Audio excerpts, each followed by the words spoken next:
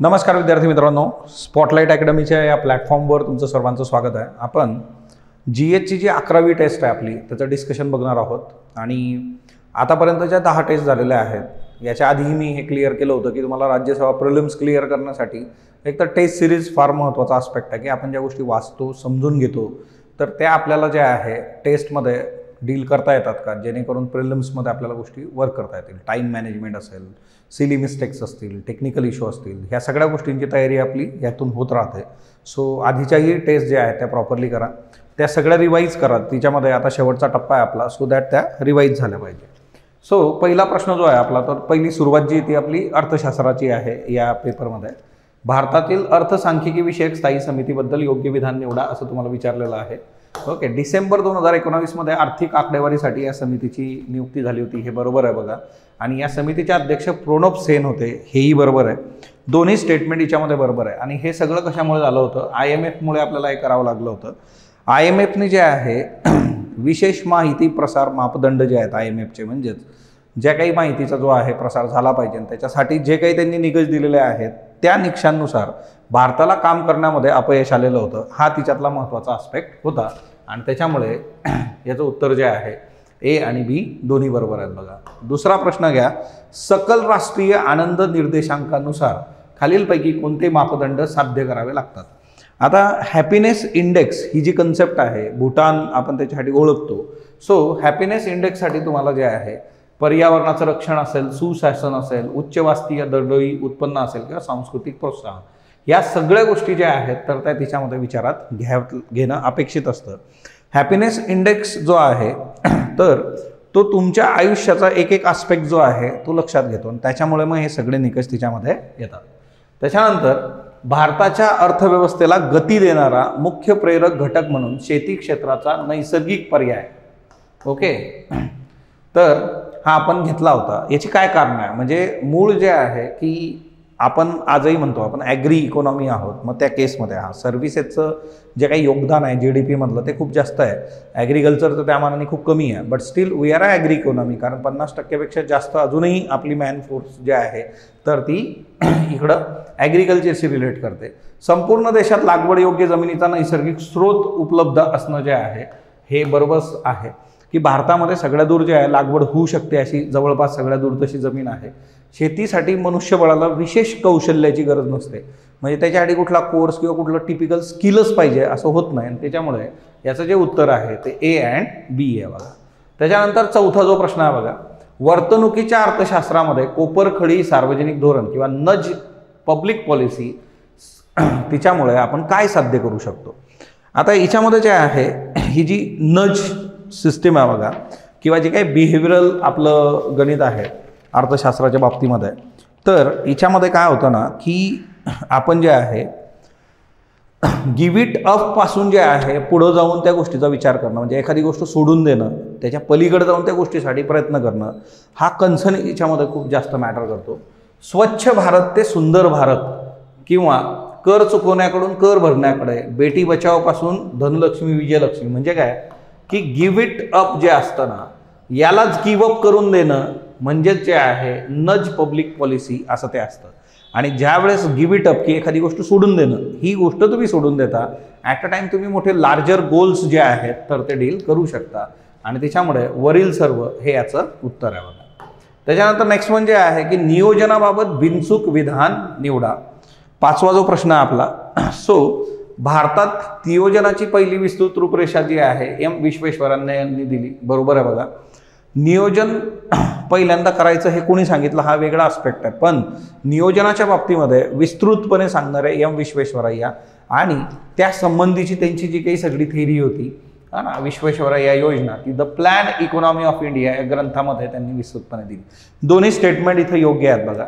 त्याच्यानंतर बॉम्बे समितीच्या 8 सदस्यांपैकी खालीलपैकी कोण राष्ट्रीय नियोजन समितीच्या 15 सदस्यांपैकी एक होते?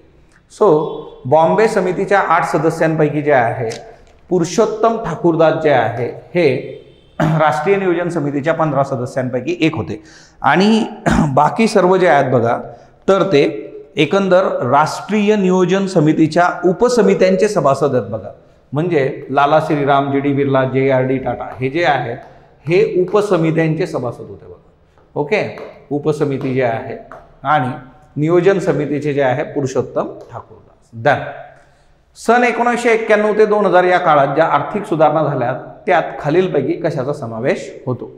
सो ज्या काही आर्थिक सुधारणा होत गेलेल्या आहेत, जसं आजच्या याच्यामध्ये आपण जीएसटीचे मुद्दे बघितले सकाळी करंटमध्ये. सो जीएसटीच्या बाबतीमध्ये आता 2 स्लॅब राहिलेले आहेत. तर ह्या ज्या सगळ्या गोष्टी होत गेलेल्या आहेत त्याचा विचार करता 1991 ते 2000. आता 91 आपल्याला माहिती आहे LPG, लिबरलायझेशन, प्रायव्हेटायझेशन, ग्लोबलायझेशन. खाजगी क्षेत्राला प्रोत्साहन देणं, कर सुलभ करणं, वित्तीय क्षेत्रामध्ये सुधारणा करणं, अशा सगळ्या गोष्टी ज्या आहेत या काळामध्ये झालेल्या आहेत बघा. त्याच्यानंतर 8वा प्रश्न घ्या. राष्ट्रीय पायाभूत सुविधा पाईपलाईन 2025 पर्यंत किती लाख कोटी रुपयांची गुंतवणूक करायची आहे? 111 लाख कोटी जे आहे बघा. आता 2025 पण आहे. आता याच्यामधून आपल्याला पायाभूत सुविधा म्हटल्यानंतर सगळ्याच गोष्टी, परिवहन असेल, त्याच्यानंतर ऊर्जा, पाणी, स्वच्छता, ईच अँड एव्हरी आस्पेक्ट जो आहे तो याच्यातून कव्हर करायचा आहे बघा. त्याच्यानंतर प्रधानमंत्री जन आरोग्य योजनेची सुरुवात कधी झाली होती? यालाच आपण काय म्हणतो? आयुष्यमान भारत. 23 सप्टेंबर 2018 ला ही सुरुवात झाली होती. आपण याच्या आधी असे प्रश्न बघितलेले आहेत ज्या खूप महत्त्वाच्या स्कीम्स आहेत त्या कधी सुरू झाल्या हे एकदा तुम्ही बघणं अपेक्षित आहे. पुढचा प्रश्न आहे चलनवाढीबाबत अयोग्य विधान निवडा. आता बघा, चलनवाढीच्या परिमाणाशी जुळवून घेत जेव्हा एखादी संस्था नफा मोजते त्याला चलनवाढीचं रेखांकन म्हणतात. बरोबर आहे. Okay, inflation accounting. जेव्हा वेतनामुळे किमती वाढतात आणि किमतीमुळे वेतन वाढते त्याला चलनवाढ चक्र जे आहे, इन्फ्लेशन स्पायरल. जेव्हा पुरवठ्यात अचानक मोठी घट होते आणि मागणी मात्र तेवढीच असते त्याला कोंडी करणारी चलनवाढ और बॉटलनेक इन्फ्लेशन म्हटलं जातं. हेही बरोबर आहे. परंतु चलनवाढीमुळे चलनाचं मूल्य वाढतं नाही, ते कमी होतं बघा. त्याच्यामुळे उत्तर जे आहे ते काय आहे? 4. आपल्याला अयोग्य विधान विचारलेलं आहे. पहिलंच जर आपण बघितलं तर ज्यावेळेस चलन वाढतं, इन्फ्लेशन झाल्यानंतर जे काही चलन आहे त्याची किंमत जी आहे ती कमी होणार आहे. सो पहिले तिन्ही बरोबर आहेत, चौथं चुकीचं आहे. भारतात सर्वप्रथम जे आहे जे काही घाऊक किमती निर्देशांक WPI जो आहे तो कधी मोजण्यास सुरुवात झाली होती? सो भारतात WPI जो आहे तो सर्वात आधी जो मोजला होता 10 जानेवारी 1942, 1942 जे आहे बघा. आता WPI मध्ये जे आहे सर्व्हिसेस इन्क्लूड होतात का? मग त्याच्याकरता CPI आपण प्रेफर करतो. ह्या गोष्टी मॅटर करतात बघा. देन 12वा प्रश्न जो आहे आपला, कृषी खर्च किंवा किंमत आयोग जे आहे त्याला किमान आधारभूत किमतीची शिफारस करण्यासाठी खालीलपैकी कोणत्या बाबी आपल्याला विचारात घ्याव्या लागतात? किमतीची शिफारस जी केली जाते CACP कडून, शेतकऱ्यांचा उत्पादन खर्च नफा, अन्नधान्याचा मागणी पुरवठा, आंतरपीक किंमत समानता, देशांतर्गत आंतरराष्ट्रीय बाजारपेठेतील किमतीचा कल. याच्या पलीकडे पण जे आहे की कृषी आणि बिगर शेती याच्यातली जी उत्पादनं आहेत त्याच्या व्यापाराच्या अटी काय आहेत हा एक मुद्दा असतो. किंवा कृषी उत्पादनाच्या ग्राहकांवर किमान आधारभूत किमतीचा काय परिणाम होतो हाही मुद्दा त्याच्यामध्ये असतो बघा. सो इथं जे आहे सर्व स्टेटमेंट्स जे आहेत ते योग्य आहेत. आता मुद्दा येतो की CACP ज्या वेळेस एखादी किंमत जी आहे ती सांगते तर त्या किमतीला फायनल मंजुरी कोण देतं? तर cabinet committee on economic affairs ही त्याला फायनल जे आहे मंजुरी देते. त्याच्यानंतर जे आहे बघा 13 नंबर जे आहे, विकसित देशांमध्ये एकूण अर्थसंकल्पित खर्चाच्या किती टक्के खर्च कृषी अनुदानांवर केला जातो? Answer is 40%. विकसित देश जे आहेत तर तिच्यामध्ये एकूण अर्थसंकल्पाच्या खर्चाच्या किती टक्के जे आहे 40%. भारताचा जर आपण विचार केला तर भारतामध्ये हे किती आहे? विकसनशील देशामध्ये 7 to 8% ऑनली. मग आता मुद्दा कसा आहे बघा, आता त्यांची गणितं थोडी वेगळी आहे. तिथं इंडस्ट्रियलायझेशन जास्त झालेलं आहे. आपल्याकडं कृषीचं प्रमाण आणि त्याच्याशी रिलेटेड डिमांड्स जे आहेत त्याचा विचार करता. पण ॲग्री इकॉनॉमी म्हणून ज्या वेळेस आपण रन करतो तर त्यावेळेस हा खर्च वाढला पाहिजे अशी एक बेसिक बाब आहे. ओके. त्याच्यानंतर नेक्स्ट वन जे आहे, भारतीय कृषी उद्योगापुढील आव्हाने खालीलपैकी कोणती आहे? अन्नधान्याच्या बाबतीमध्ये स्वयंपूर्णता नसणं, असंतुलित पीक पद्धती, कृषी मालाच्या किमतीचं स्थैर्य, जागतिक व्यापार संघटनेची वचनबद्धता, अशा सगळ्या गोष्टी हे आव्हानं आहेत. उद्या जे आहे WTO सांगणार की तुम्ही XYZ गोष्ट करा. मग आता त्या केसमध्ये जे आहे की ती आपल्यासाठी योग्य असेलच किंवा भारताच्या इकॉनॉमीसाठी आणि ॲग्रिकल्चरसाठी जे आहे ती डील होईलच असं होऊ शकत नाही. तर ते मुद्दे असतात बघा. देन आपला इकॉनॉमीचा शेवटचा प्रश्न, ग्रामीण विद्युतीकरणाबाबत योग्य विधान निवडा. दीनदयाळ उपाध्याय ग्राम ज्योती योजनेअंतर्गत 100% ग्रामीण विद्युतीकरण पूर्ण करण्यात आलेलं आहे, बरोबर आहे. आता हे सगळं गव्हर्नमेंटच्या डॉक्युमेंटनुसार आपण बघतोय ना, नाही तर तुम्ही म्हणणार आहे की बाबा आमच्याकडे तर लाईट आलीच नाही. सौभाग्य प्रधानमंत्री सहज बिजली हर घर योजनेअंतर्गत सर्व घरकुलांचं विद्युतीकरण पूर्ण झालेलं आहे. सो दोन्ही स्टेटमेंट याच्यामध्ये बरोबर आहेत. सो हा एक मुद्दा याच्यामध्ये लक्षात घ्या. आता स्कीम्स किंवा त्याचा आउटकम याच्यावर पण प्रश्न आपल्याला विचारून झालेले आहेत. याच्यानंतर पुढचा जो प्रश्न आहे तो बघा, आता तो पॉलिटीचा प्रश्न आहे. पॉलिटी सुरू होतं आपलं. पॉलिटी हा सब्जेक्ट जो आहे, इकॉनॉमी असेल, पॉलिटी असेल, लास्ट इयर आपण जर बघितलं तर इकॉनॉमीमध्ये काही प्रश्न जे आहेत तर ते प्लस मायनस झालेलं आहे. 16 नंबरचा प्रश्न बघा. इथं पॉलिटीचं रिव्हिजन चांगलं करा शेवटच्या टप्प्यामध्ये. पॉलिटीचे जे मार्क्स आहेत ते शुअर आहेत आपले, ते आपल्याला मिस करायचे नाही. संविधान सभेने खालीलपैकी कोणती कामं केलेली आहे बघा. तर संविधान सभेने जे आहे राष्ट्रध्वज स्वीकृत केला 22 जुलै 1947 जे आहे डेट्स जे आहे त्याच्या, आणि राष्ट्रगीत राष्ट्रगान स्वीकारलं, भारताच्या राष्ट्रपतींची निवड केली. सो ही जी तारीख आहे ती आहे 24 जानेवारी 1950. या दोन्ही गोष्टींसाठी उत्तर जे आहे ABC 16 नंबर जे आहे. आणि मे 1949 मध्ये राष्ट्रकुलचं सदस्यत्व आपण स्वीकारलं होतं, हा तो मुद्दा येतो. खालीलपैकी योग्य विधान निवडा. 17 नंबर जे आहे बघा की परकीय नागरिकांना भारतामध्ये नागरी अधिकार प्राप्त होतात, भारतीयांना भारतामध्ये सर्व नागरी अधिकार प्राप्त होतात. एकेरी नागरिकत्व ही तरतूद इंग्लंडच्या घटनेनुसार भारतीय घटनेमध्ये समाविष्ट केलेली आहे. सो एकंदर इथं जे आहे की तीनही स्टेटमेंट आपले जे आहेत ते योग्य आहेत बघा. आणि पार्ट 2 जो आहे कलम 5 ते 11 सिटिझनशिप आणि त्याच्याशी रिलेटेड बाबी, सिटिझनशिप ॲक्ट 1955 हे आपल्याला माहीत पाहिजे. देन नेक्स्ट म्हणजे आहे 18 नंबरचा प्रश्न आहे बघा आपला. सार्वजनिक रोजगारामध्ये समान संधीची तरतूद खालीलपैकी कोणत्या कलमामध्ये सांगितलेली आहे. सो आता याच्यामध्ये जे आहे सार्वजनिक रोजगारामध्ये समान संधी कलम 16, पण ही फक्त गव्हर्नमेंट, प्रायव्हेटच्या बाबतीमध्ये असा कुठलाही कन्सर्न नाही. त्याच्यानंतर जे आहे बघा 19 जे आहे खालीलपैकी कोणते मार्गदर्शक तत्व नाही. ओके, आता तुम्हाला फंडामेंटल ड्युटीज, फंडामेंटल राईट्स आणि DPSP हे खूप चांगल्या पद्धतीने डील करायचं आहे बघा. आता याच्यामध्ये राज्याच्या नागरिकांचं जीवनमान आरोग्य सुधारण्यासाठी प्रयत्न करणं जे आहे ना, याच्यामध्ये आर्टिकल 47 जे आहे बघा, किंवा साधन संपत्तीचं समान वाटप जे आहे आणि स्त्री पुरुषांना समान वेतन जे आहे ते 39 मध्ये येतं. आणि हा जो मुद्दा आहे की राज्य सार्वजनिक संपत्तीचं रक्षण करेल, हिंसाचारापासून प्रवृत्त करण्यात, ही काय आहे फंडामेंटल ड्युटी आहे बघा. सो कर्तव्य आहे. सो त्याच्यामुळे जे आहे उत्तर तुमचं 4 आहे बघा. देन उपराष्ट्रपती पदाबद्दल खालीलपैकी बिनचूक विधान निवडा, म्हणजे योग्य विधान तुम्हाला निवडायचं आहे बघा.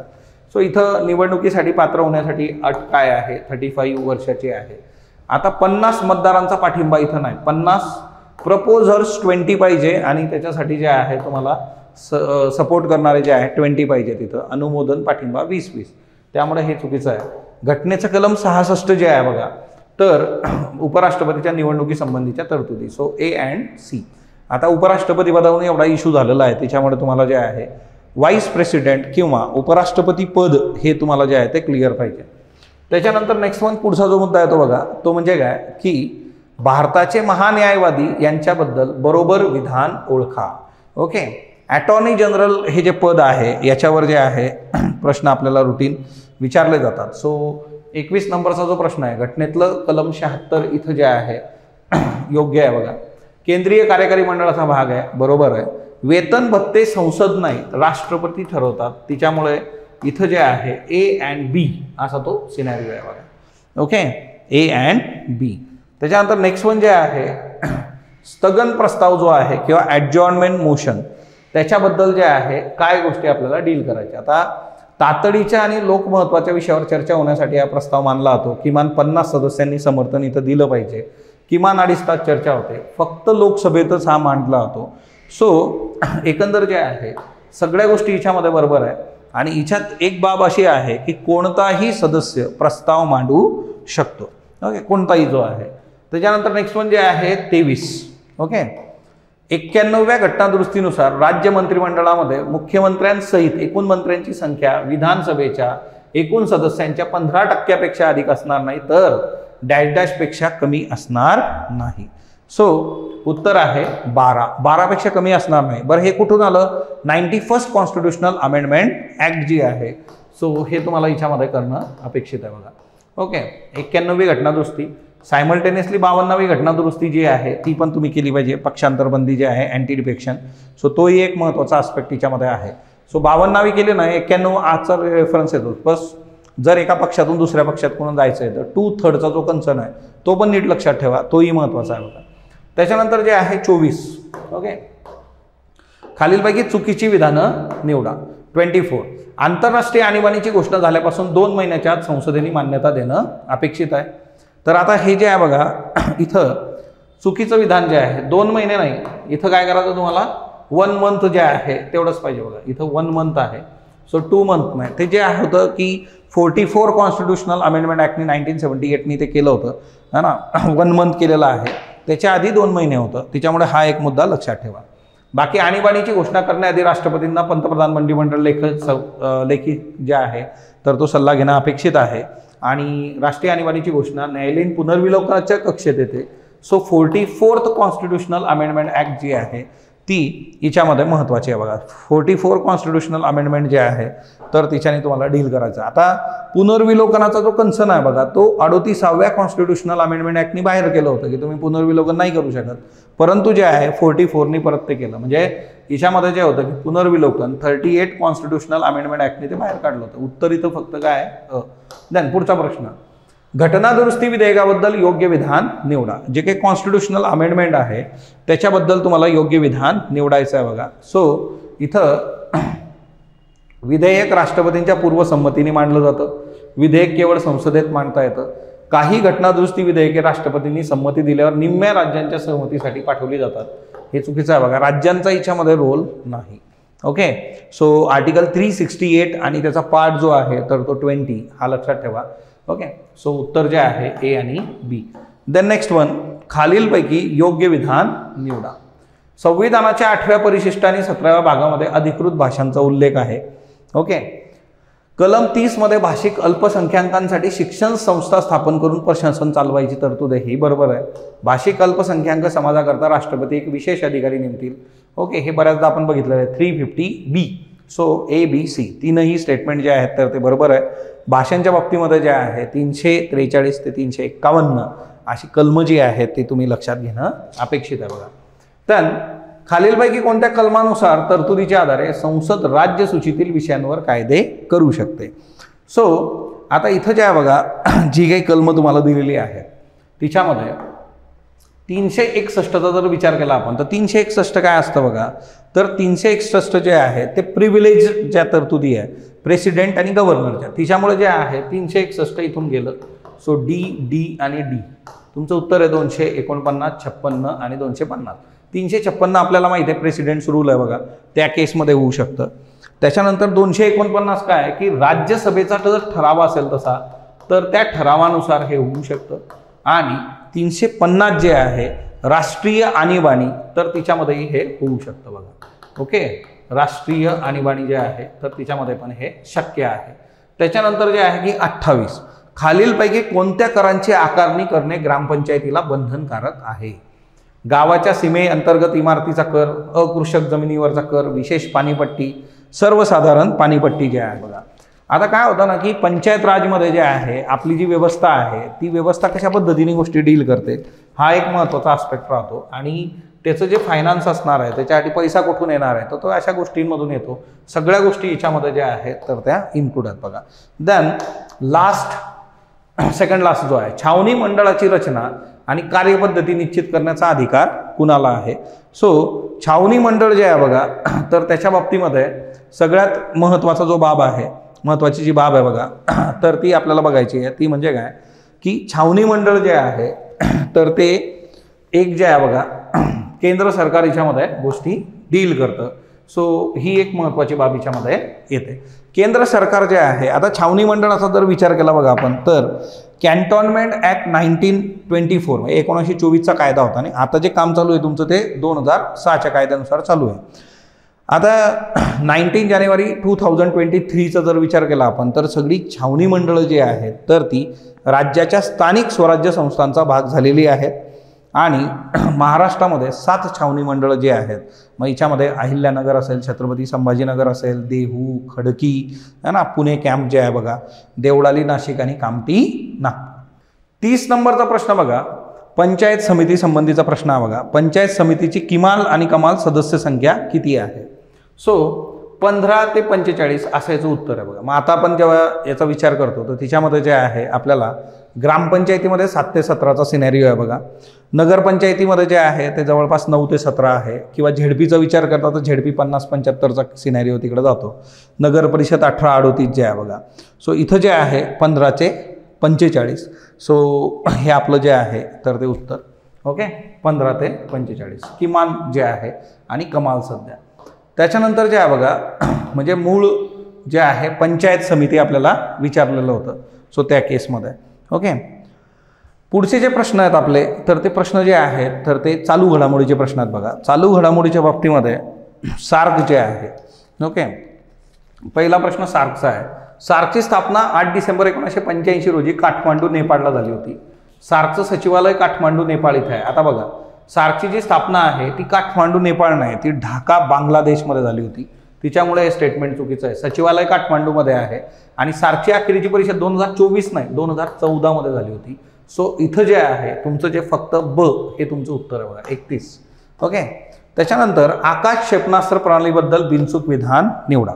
आता आकाश क्षेपणास्त्र प्रणाली जी आहे बघा तिच्या बाबतीमध्ये तुम्हाला इथं जमिनीवरून हवेत मारा करणारी आहे हे बरोबर आहे बघा. तिचा वेग 1.8 2.5 मॅक इतका आहे. 20 किलोमीटर उंचीवरील लक्ष्याला भेद करते आणि तिचा जो पल्ला आहे तो 80 ते 120 नाही आहे, हा 25 ते 45 किलोमीटर एवढाच आहे बघा. तिच्यामुळे इथं जे आहे तुम्हाला आकाश क्षेपणास्त्राच्या बाबतीमध्ये ACD ओके ही एक महत्त्वाची बाब याच्यामध्ये येते. देन नेक्स्ट वन, खालीलपैकी योग्य विधान निवडा. जुलै 2025 महिन्यात पाकिस्तानला संयुक्त राष्ट्र सुरक्षा परिषदेचं अध्यक्षपद मिळालं हे बरोबर आहे बघा. आता संयुक्त राष्ट्र सुरक्षा परिषद याच्यामध्ये अल्फाबेटिकली गोष्टी डील होतात, म्हणजे देशाचे जे नावं आहेत त्याच्यानुसार है ना. आणि दुसरं जे स्टेटमेंट आहे याच्यात की पाकिस्तानला इतिहासात पहिल्यांदाच हे अध्यक्षपद मिळालं हे चुकीचं आहे बघा. याच्या आधीही पाकिस्तानला मिळालं होतं. 5 परमनंट आहेत आणि 10 टेम्पररी याच्यामध्ये कंट्रीज आहेत. सो 33 जे आहे तर त्याला जे आहे फक्त असं याचं उत्तर आहे. देन भारतातील पहिलं फुलपाखरांसाठीचं संरक्षित क्षेत्र खालीलपैकी कोणत्या राज्यामध्ये आहे? केरळ, तमिळनाडू, अरुणाचल, उत्तराखंड. सो भारतातलं पहिलं जे आहे फुलपाखरांसाठीचं संरक्षित क्षेत्र तर हे केरळमध्ये आहे. आणि पहिली बटरफ्लाय सँक्च्युरी जी आहे, आता आरालम बटरफ्लाय सँक्च्युरी असं त्याचं नाव आहे बघा ओके. आरालाम बटरफ्लाय सँक्च्युरी ही कुठं आहे? कन्नूर केरळमध्ये ही आहे. देन किसनवीर कारखाना महाराष्ट्रामधला जो आहे तर त्याला वस्तू सेवा कर विभागाचा सर्वोत्कृष्ट करदाता असा पुरस्कार मिळाला. हा कारखाना कुठल्या जिल्ह्यात आहे? हा कारखाना सातारा जिल्ह्यामध्ये आहे बघा. सो मुळात GST संबंधीचा असा पुरस्कार मिळणं मोठी गोष्ट आहे, कारण सर्वात जास्त GST तो भरतोय कारखाना. शक्ती 2025 हा लष्करी सराव जो आहे याच्याबद्दल की हा भारत आणि फ्रान्समध्ये होतो बरोबर. भारतात याची 8वी आवृत्ती झाली का? नाही, याची 8वी आवृत्ती जी आहे तर ती फ्रान्समध्ये झालेली आहे. त्याच्यामुळे याचं उत्तर जे आहे फक्त आहे. आणि मूळ कसं आहे बघा, यांनी रुटीन तुम्हाला लष्करी सरावांबद्दल प्रश्न रुटीन विचारलेले आहेत, त्यामुळे ते आपण केले पाहिजेत. 7वं जे आहे बघा, भारताच्या क्रीडा धोरणाबद्दल योग्य विधान निवडा. भारताचं पहिलं क्रीडा धोरण 1984 मध्ये आलंय बरोबर आहे. सुधारित 2001 नाही 2001 मध्ये पहिलं सुधारित आलं होतं बघा ओके, पहिले सुधारित. आणि आता त्याच्यानंतर परत 2025 मध्ये याची आवृत्ती आलेली आहे नवीन सुधारित जे आहे बघा. सो फक्त असायचं उत्तर आहे. पण क्रीडा धोरण नव्याने येत आहे किंवा सहकारचं पण धोरण नव्याने आलेलं आहे. सहकारबद्दल पण प्रश्न आपल्याला विचारला जाऊ शकतो. सो ती एक बाब लक्षात ठेवा बघा. त्याच्यानंतर जे आहे खटल्यांसंबंधीचा एक प्रश्न आहे. खालीलपैकी कोणते खटले हे आईच्या जातीच्या आधारे त्यांच्या मुलांना प्रमाणपत्र मिळावे याच्याशी संबंधित आहे? आता याच्यामध्ये रमेश भाई डाभाई नाईका विरुद्ध गुजरात राज्य, रुमी चौधरी विरुद्ध दिल्ली महसूल विभाग, स्मृती मुन्सून बाराकोटी विरुद्ध आसाम सरकार. सगळेचे सगळे जे आहेत हे खटले हे आईच्या जातीच्या आधारे मुलांना जे आहे आरक्षण मिळावं या संबंधीचे आहे. आणि याच्यामध्ये एक सगळ्यात महत्त्वाची गोष्ट जी आहे की शेड्यूल कास्ट शेड्यूल ट्राईबमध्ये ह्या दोनच ठिकाणी आईच्या जातीच्या आधारे जे आहे चाइल्डला जे आहे तर ते सिंगल मदर जर असेल तर ते सर्टिफिकेट मिळू शकतं. त्याच्यानंतर नेक्स्ट वन जे आहे बघा, भारतातलं सबरंग या तृतीयपंथीयांच्या पहिल्या क्लिनिकबद्दल बिनचूक विधान निवडा. हैदराबादला 2025मध्ये सुरू झालं, हे चुकीचं आहे बघा. ॲक्च्युली ते हैदराबादमध्ये आहे पण ते 2021मध्ये सुरू झालं होतं आणि हे नंतर बंद झालं. याचं पहिलं नाव जे होतं तर ते मितर असं होतं, नंतर याचं नाव दिलं गेलं सबरंग जे आहे बघा. ओके, सो हा एक मुद्दा लक्षात ठेवा. त्याच्यानुसार तुमचं फक्त ब स्टेटमेंट जे आहे तर ते बरोबर आहे. त्याच्यानंतर 40 जे आहे, सन 2021मध्ये तालिबान सत्तेत आल्यानंतर अफगाणिस्तानला अधिकृतपणे मान्यता देणारा देश कुठला आहे? सो अफगाणिस्तानला मान्यता देणारा देश जो आहे तो आपला मित्र म्हणजेच रशिया. ओके, यांनी दिलेली आहे बघा. आता काय आहे ना की रशियाला पण तिथे इंटरेस्ट आहे तिथल्या संसाधनांमध्ये. नीरज चोपडा क्लासिक या भालाफेक स्पर्धेबद्दल योग्य विधान निवडा. ही स्पर्धा हरियाणा राज्य सरकारद्वारे आयोजित केली जाते. या स्पर्धेच्या पहिल्या सीझनचं विजेतेपद केनियाच्या जुलियस योगेला मिळालं. ही चुकीचं आहे आणि हेही चुकीचं आहे. ही नीरज चोपडा क्लासिक स्पर्धा जी आहे ती नीरज चोपडा स्वतः आयोजित करतो आणि दुसरं जे आहे की या स्पर्धेच्या पहिल्या सीझनचं जे विजेतेपद आहे ते त्याला स्वतःला मिळालं नीरज चोपडाचा आणि केनियाचा जुलियस येगो याला दुसरं मिळालं. तिच्यामुळे जे आहे यापैकी नाही. निपाह विषाणूबद्दल बिनचूक विधान निवडा. 1999मध्ये मलेशियामध्ये हा पहिल्यांदा सापडला होता, हे स्टेटमेंट बरोबर आहे. 2001मध्ये हा संपूर्ण भारतात नाही, संपूर्ण नाही, भारताचा जो पूर्व भारत बंगाल सिलिगुडी जे आहे बघा, सो हा फक्त जे आहे पूर्व भारत आणि त्याच्यामध्ये जे आहे की बंगाल सिलिगुडी जे आहे तिथं. 2025मध्ये केरळमध्ये या विषाणूचं संक्रमण झालं होतं. So A and C. Okay, नुकत्याच प्रकाशित झालेल्या जागतिक बँकेच्या अहवालानुसार सर्वात समान देशांच्या यादीत भारताचा कितवा क्रमांक आहे? 4था. गिनी कोइफिशियंट जे आहे बघा, त्या गिनी कोइफिशियंटनुसार जे आहे हे रँकिंग दिलेलं आहे. चांगली गोष्ट आहे की भारतामध्ये जे काही रिसोर्सेस आहे त्या रिसोर्सेसचं डिस्ट्रीब्युशन जे आहे त्याचा विचार करता ही बाब आपल्यासाठी महत्त्वाची आहे बघा. आणि याच्यानंतर जर म्हणजे पहिले 3 देश जर तुम्ही बघितले तर स्लोवेक रिपब्लिक आहे, स्लोवेनिया आहे, बेलारूस आहे, मग भारताचा 4था क्रमांक त्यांनी दिलेला आहे. त्यानंतर जे आहे पुढचा जो प्रश्न आहे, डासांचा उपद्रव संपवण्यासाठी जे आहे उपग्रह नाही उपद्रव पाहिजे हे. ओके, हे संपवण्यासाठी कृत्रिम बुद्धिमत्तेची मदत घेऊन स्मार्ट मॉस्किटो सर्वेलन्स सिस्टीम ही प्रणाली कुठल्या राज्याने सुरू केली? आन्सर इज आंध्र प्रदेश जे आहे बघा. ओके, त्याच्यानंतर लास्ट जो प्रश्न आहे आपला, खालील वर्णनावरून जिल्हा ओळखा. या जिल्ह्यातील एकूण वनक्षेत्रापैकी 99% खाजगी मालकीचं वन आहे आणि नुकतेच याच्यात 6 ब्लॅक पॅन्थर आढळले. सो हा जो जिल्हा आहे महाराष्ट्रातला हा जिल्हा आहे रत्नागिरी. सो हे करंटचे प्रश्न होते सर्वांना जे आहे राज्यसेवेच्या ज्या आहे. आता पुढची आपली शेवटची टेस्ट असणार आहे. सगळ्या टेस्ट आधीच्या प्रॉपरली ज्या आहेत त्या रिव्हाइज करा. तिच्यात काही इश्यू असले किंवा तुम्हाला एक्झाम संबंधी काही इश्यू असले तर येऊन भेटा किंवा तुम्ही टीमशी कॉन्टॅक्ट करू शकता जे मुलं ऑनलाईन आहेत आणि तिच्यातून आपण गोष्टी वर्क करू शकतो. सो पुढचे जे आहेत प्रश्न मग नेक्स्ट फॅकल्टी घेईल बघा. थँक्यू. प्रश्न क्रमांक 46 पासून आपले जॉग्राफीचे लेक्चर्स होते आणि मग त्याच्यानंतर सगळ्यात शेवटी आपले 5 एन्व्हायरमेंटल सायन्सचे क्वेश्चन त्या ठिकाणी आहे. प्रश्न क्रमांक 46 एकदा व्यवस्थित बघा. या ठिकाणी तुम्हाला अरवली पर्वतासंबंधी प्रामुख्याने 3 विधानं दिलेली होती, बरोबर का नाही? आणि त्याच्यानंतर खाली मग तुम्हाला पर्यायी उत्तरे विचारलेली होती. अरवली पर्वतासंबंधी जर का तुम्ही बघितलं तर पहिलं जे विधान आहे की आर्कियन महाकल्पाच्या शेवटच्या कालखंडामध्ये आर्कियन पर्वत निर्माण झाला. सो पहिलं स्टेटमेंट बरोबर आहे, बरोबर. म्हणूनच काय आहे, हा भारतातला सगळ्यात जुना पर्वत आहे. सो भारतातलाच नाही तर जगातल्या सगळ्यात जुन्या पर्वतांपैकी हा एक आहे. सो पहिलं स्टेटमेंट तुमचं बरोबर आहे. दिल्ली ते अजमेर दरम्यान या पर्वताची उंची जास्त आहे. दुसरं विधान इथे बरोबर होतं. जर का तुम्ही नकाशामध्ये व्यवस्थित बघितलं तर दिल्ली ते जयपूरच्या दरम्यान उंची कमी आहे आणि जसं जसं आपण नैऋत्य दिशेकडे येतो, ठीक आहे, म्हणजे गुजरातच्या सीमेकडे येतो तसं तसं काय होतं ते याची उंची वाढत जाते. जिथे हे आहे जी सगळ्यात महत्त्वाची शिखरं आहे जसं की माउंट आबू आहे, गुरु शिखर आहे, तिकडे याची दक्षिणेकडे उंची वाढत जाते. सो दुसरं विधान चुकीचं आहे. तिसरं विधान बघा, अरवली पर्वतामध्ये आणि विंध्य पर्वतामध्ये ग्रेट बाउंड्री फॉल्ट आहे ज्याला आपण बृहत सीमाभ्रंश असं म्हणतो. हे पण विधान अगदी बरोबर आहे. तुम्ही जर का बघितलं तर अरवली पर्वत आणि विंध्य पर्वत या दोघांच्या दरम्यान हा फॉल्ट आहे. मग तुम्ही जर का बघितलं तर फक्त अ आणि क विधानच या ठिकाणी बरोबर आहे. म्हणून याचं उत्तर काय आहे? पर्याय क्रमांक 4 याचं उत्तर आहे. राहील तुमच्या लक्षामध्ये ऑप्शन नंबर 4. चला पुढे जाऊया. प्रश्न क्रमांक 47. मेकॉंग नदीवरचा हा प्रश्न होता.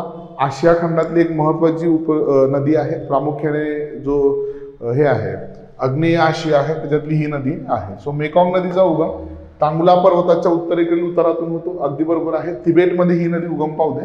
पुढचं मेकॉंग नदीच्या मुख्य प्रवाहाला झाकीव नदी असं म्हणतात. अगदी बरोबर आहे. चीनमध्ये तिला प्रामुख्याने झाकीव असं म्हटलं जातं. ही आंतरराष्ट्रीय नदी आशियातील सर्वात लांब नदी आहे. हे विधान चुकीचं आहे. ठीक आहे का? कारण की ही आशियातली 3ऱ्या क्रमांकाची मोठी नदी आहे. Yangtse is the longest river. त्याच्यानंतर पुढचं बघा, ही नदी व्हिएतनाम आणि थायलंडची सीमा निश्चित करते. अगदी चुकीचं आहे. ठीक आहे. नकाशामध्ये जर का बघितलं तर व्हिएतनाम आणि थायलंडमध्ये बरंच अंतर त्या ठिकाणी आहे. ओके. सो सी आणि डी ही 2 विधानं त्या ठिकाणी चुकीची आहे. आणि इथं काय विचारलं होतं की कोणते विधान बरोबर आहे. सो तुम्ही जर का बघितलं तर पर्याय क्रमांक 2 म्हणजे काय, फक्त अ आणि बी विधान, ब विधान जे आहे तेच या ठिकाणी बरोबर आहे. पुढे जाऊयात. प्रश्न क्रमांक 48 कडे. जगातले जे वेगवेगळे गवताळ प्रदेश आहेत त्याच्यावरती विचारलेला हा प्रश्न आहे. व्हेनेझुएलातील ओरिनोको नदीच्या खोऱ्यात ब्राझील आणि कोलंबियाच्या दरम्यान कुठला गवताळ प्रदेश आहे असं विचारलं होतं.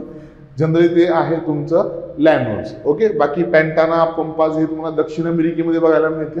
आणि सेल्वास जो आहे तो गवताळ प्रदेश नाही आहे. ब्राझीलमधले जे विषुववृत्तीय सदाहरित वर्षावनं आहे त्यांना सेल्वास असं म्हटलं जातं. सो याचं पहिलंच उत्तर होतं. एकदम सिंपल आणि फॅक्च्युअल क्वेश्चन त्या ठिकाणी होता. पुढचा प्रश्न बघा, फिजिकल जिओग्राफीवरचा आहे. भारताचा जो प्राकृतिक भूगोल आहे. पुढील विधाने विचारात घ्या. तुम्हाला 4 विधानं त्या ठिकाणी दिली होती आणि चुकीचं विधान त्या ठिकाणी विचारलेलं होतं. सो पहिलं, नदी जो नवीन गाळ वाहून आणते त्याला आपण खादर असं म्हणतो किंवा बेटभूमी असं म्हटलं जातं. नदी प्रवाहाच्या जवळपासच्या परिसरामध्ये हा दूरपर्यंत गाळ पसरतो आणि खादर मैदान तयार होतात. खादर मैदान जर का तुम्ही बघितले तर प्रामुख्याने काय असतं, वाळू, रेव, मृत्तिका, थोडक्यात बेसिकली लोम प्रकारची जी मृदा असते, सगळे घडक थोडे थोडे थोडे, ती तुम्हाला या खादरमध्ये बघायला मिळेल. 4थं स्टेटमेंट चुकीचं आहे. काय, याचा जे शेवटचा पार्ट आहे तो अगदी बरोबर होता. खादर मैदानात कंकरचे प्रमाण जास्त असते. चुकीचं आहे. खादरमध्ये तुम्हाला कंकर बघायला मिळत नाही.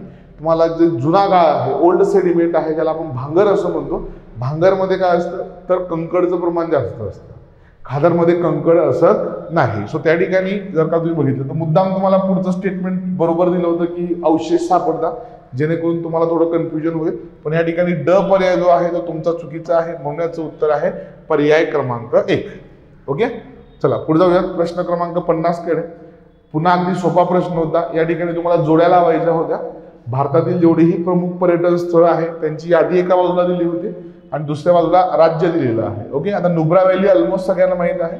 नुब्रा व्हॅली लडाखमध्ये आहे, जिथं तुम्हाला 2 कुबडाचे उंट बघायला मिळतात. याच्यावरती बऱ्याच वेळेला प्रश्न पण विचारले गेलेले आहेत. जहाज महल जे आहे ते मध्य प्रदेशामध्ये आहे. ठीक आहे. मांडवगड किंवा ज्याला मांडू असं आपण म्हणतो, एक अत्यंत महत्वाचं ऐतिहासिक स्थळ आहे आणि तिथल्या मांडू राजाने बांधलेला एक मोठा महाल आहे, त्याला जहाज महल असं म्हटलं जातं. आनंद भवन इतिहासामध्ये तुम्ही पंडित जवाहरलाल नेहरूंशी संबंधित वाचलंच असेल. अलिप्पी जे आहे ते केरळमध्ये आहे, तिथे हाऊसबोट खूप प्रसिद्ध आहे. ओके.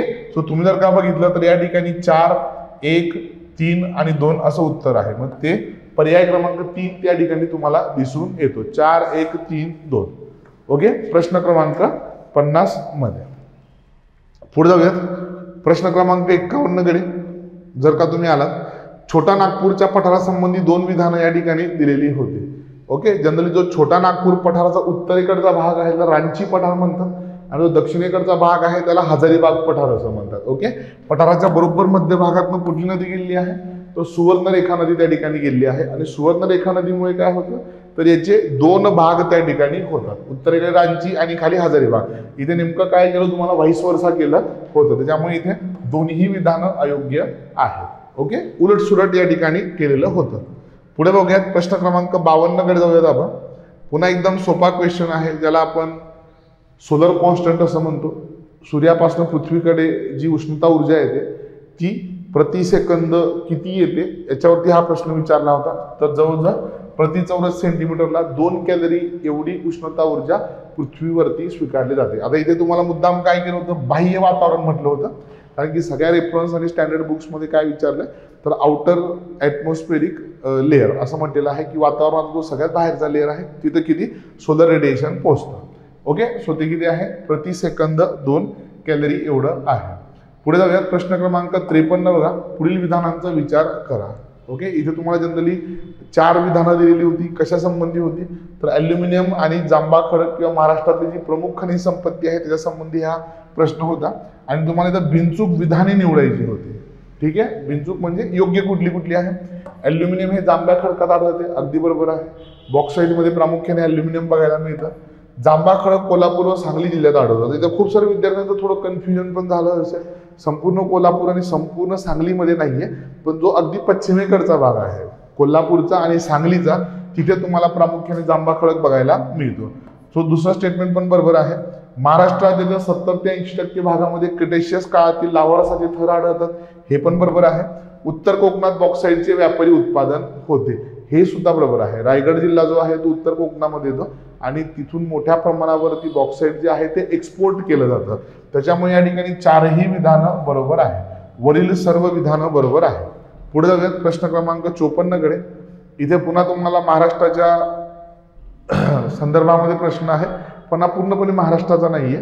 तुम्ही जर का बघितलं तर कोकण अथवा महाराष्ट्र किनारा हा बुडलेल्या किनाऱ्याचे एक उत्तम उदाहरण आहे. ठीक आहे, ज्याला आपण कोस्ट ऑफ सबमर्जन्स म्हणतो. समुद्र किनाऱ्याजवळचा भाग एकदम खाली खचल्यामुळे जो किनारा निर्माण होतो त्याला कोस्ट ऑफ सबमर्जन्स किंवा बुडलेला किनारा असं म्हटलं जातं. आणि महाराष्ट्राची किनारपट्टी ही त्याचं एक उत्तम उदाहरण आहे. बुडालेल्या किनाऱ्यावर लाटा, जलक्रिया आणि घर्षणाद्वारे खडकांचे अपदरण होते आणि वेगवेगळे भूरूप तयार होतात. ठीक आहे, ज्याला आपण वेदरिंग असं म्हणतो. सो लाटा जेव्हा त्या किनारपट्टीवरती आढळतात तेव्हा वेगवेगळ्या सागरी कमानी, सागरी गुहा, ठीक आहे, कापलेले मंच वगैरे हे टॉम्बेलो वगैरे काय होतात त्या ठिकाणी तुम्हाला बघायला मिळतात. पुळण हे लाटांच्या क्रियेमुळे किनाऱ्यावर गाळाच्या निक्षेपणाने तयार होतात. ठीक आहे, लाटा काय करत असतात, जी सोबत वाळू वाहून आणतात त्याचं डिपोजिशन होतं, संचयन होतं किनाऱ्यावरती आणि त्या ठिकाणी काय आहे तर तुम्हाला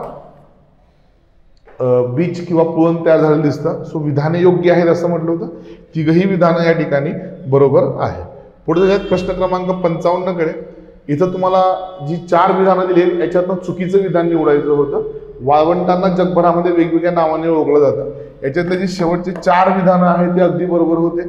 पहिलं विधान चुकीचं आहे. ठीक आहे, जनरली जे पर्वतीय प्रदेश असतात त्या पर्वतीय प्रदेशांमध्ये जे वाळवंट आहेत त्यांच्यासाठी बोल्सन असा शब्द आहे. काय शब्द आहे, त्यांना बोल्सन असं म्हटलं जातं. बोल्सन टाईप ऑफ डेझर्ट्स. ठीक आहे, त्यांना उटाहा असं म्हटलं जात नाही. सो हा शब्द जो आहे तो मुद्दाम तुम्हाला फसवण्यासाठी टाकला होता.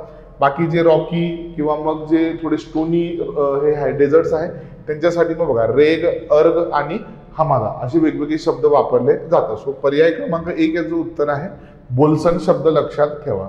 आणि जर का तुम्ही बघितलं नकाशामध्ये तर उत्तर अमेरिकेमध्ये प्रामुख्याने तुम्हाला बोल्सन्स बघायला मिळतात. उंच उंच पर्वतांमध्ये असलेले जे वाळवंट आहे किंवा मग दक्षिण अमेरिकेमध्ये रॉकीज आणि अँडीज पर्वतातले, उत्तर अमेरिकेत रॉकी आणि दक्षिण अमेरिकेतल्या अँडीज पर्वतामध्ये तुम्हाला हे बघायला मिळतात. पुढे बघूयात.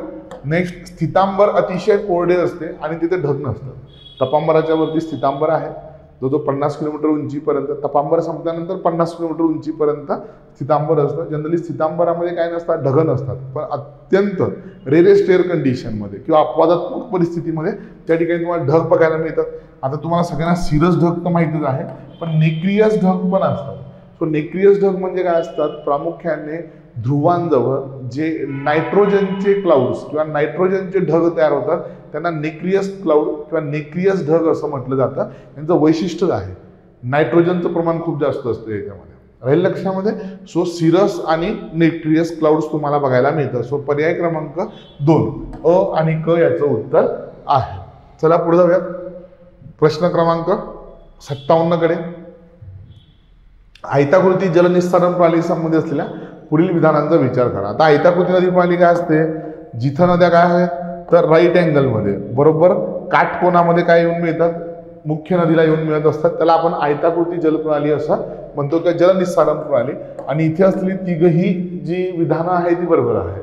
का आयताकृती जी प्रणाली आहे ती तुम्हाला कुठे बघायला मिळते, जिथे कठीण खडक, ठिसूळ खडक, कठीण ठिसूळ कठीण अशा वेगवेगळ्या खडकांच्या स्तरांच्या रचना बघायला मिळतात. आता जे मऊ खडक असतात ते पटकन झीज होऊन जाते, जे कठीण आहे त्यांची झीज होत नाही. पुन्हा मऊ खडकांची, त्याच्यामुळे नद्या बरोबर राईट अँगलमध्ये म्हणजे काटकोनामध्ये येऊन त्या ठिकाणी मिळत असतात. आणि अशी जी नदी प्रणाली आहे किंवा जलनिस्सारण प्रणाली आहे ही अतिशय दुर्मिळ आहे. आणि भारतामध्ये जर का तुम्ही बघितलं तर छोटा नागपूर पठारावरती जी सुवर्णरेखा नदी आहे तिथं तुम्हाला ही नदी प्रणाली बघायला मिळते. सो या ठिकाणी असलेले जे तिघही विधानं आहेत ते काय आहे तर बरोबर आहे. सो तिघही विधानं या ठिकाणी बरोबर होते.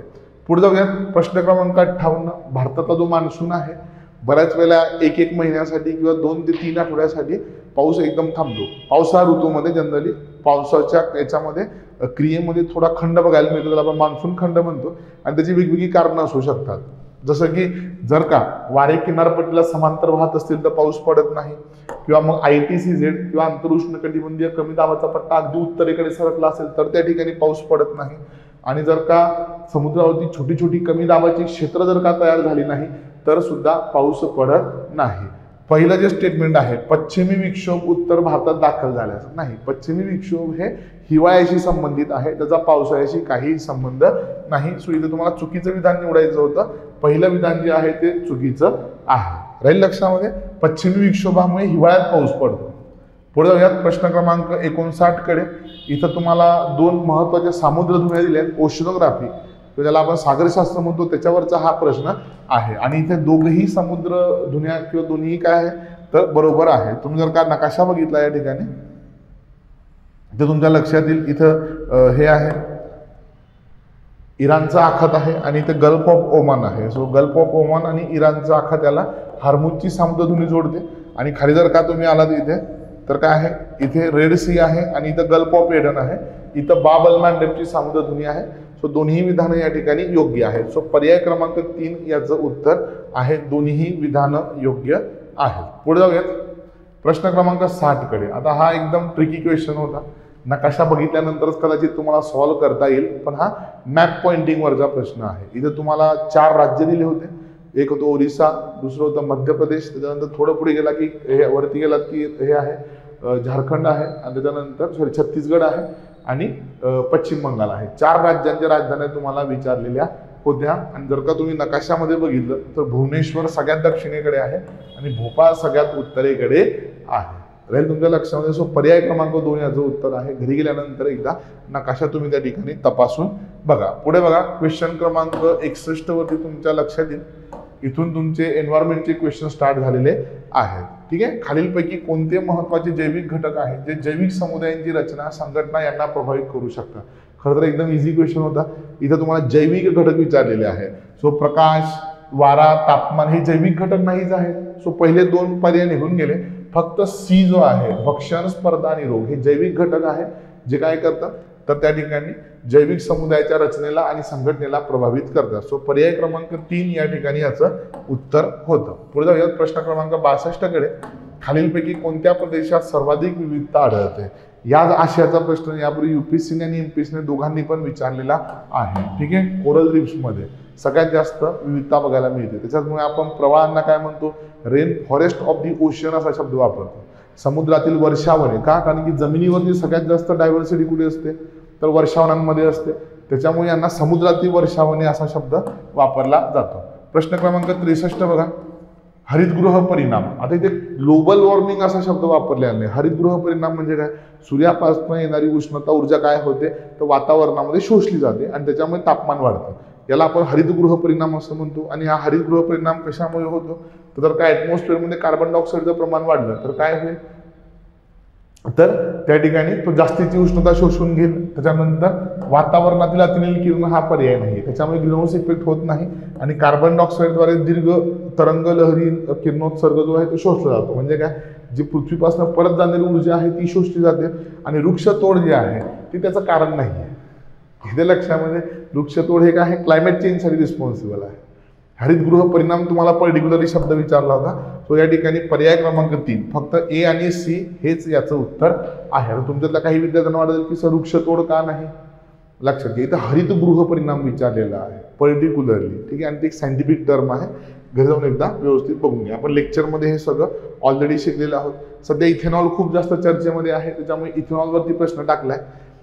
पहिल्यांदा E10 होतं. E10 म्हणजे काय तर पेट्रोलमध्ये 10% इथेनॉल टाकायचं. आणि आता नवीन पॉलिसीमध्ये काय आहे E20 म्हणजे 20% इथेनॉल टाकण्याचं या ठिकाणी काय आहे तर ठरवलेलं आहे. आणि E10 पेक्षा E20 मध्ये किती टक्के इमिशन कमी होतं तर जवळजवळ 30% इमिशन कमी होणार आहे, 50% नाही.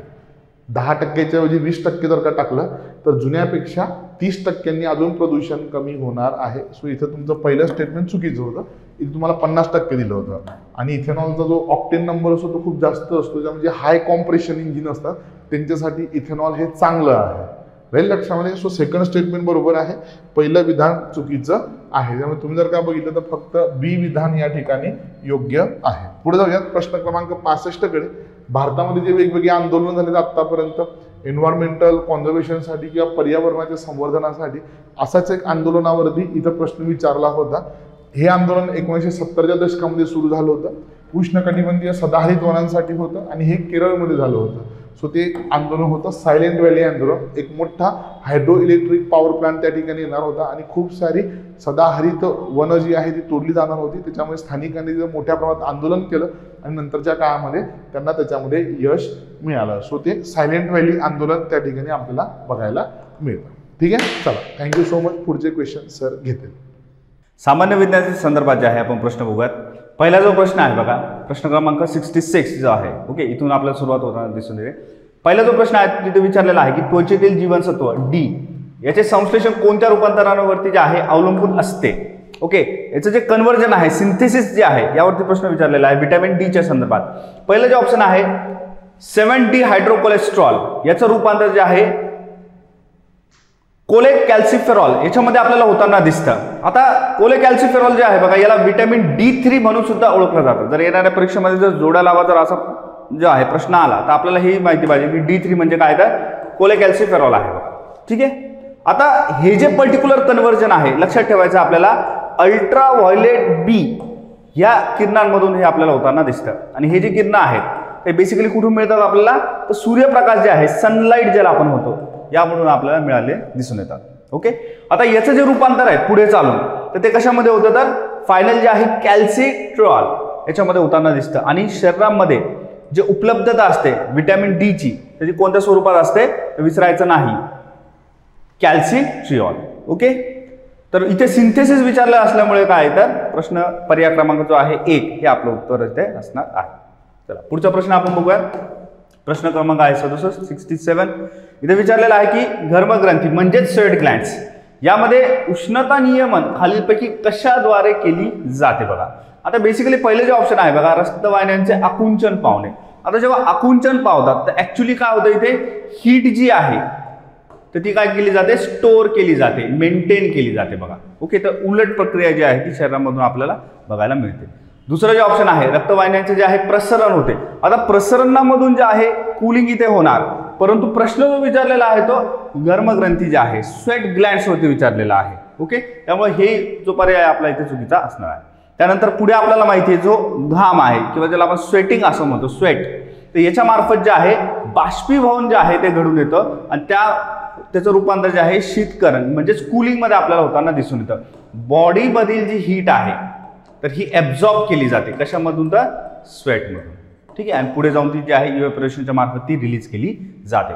पर्याय क्रमांक 3 जे आहे ते आपल्या इथे उत्तर असणार आहे. ठीक आहे, त्यानंतर पुढचा प्रश्न आपण बघूया. प्रश्न क्रमांक आहे 68.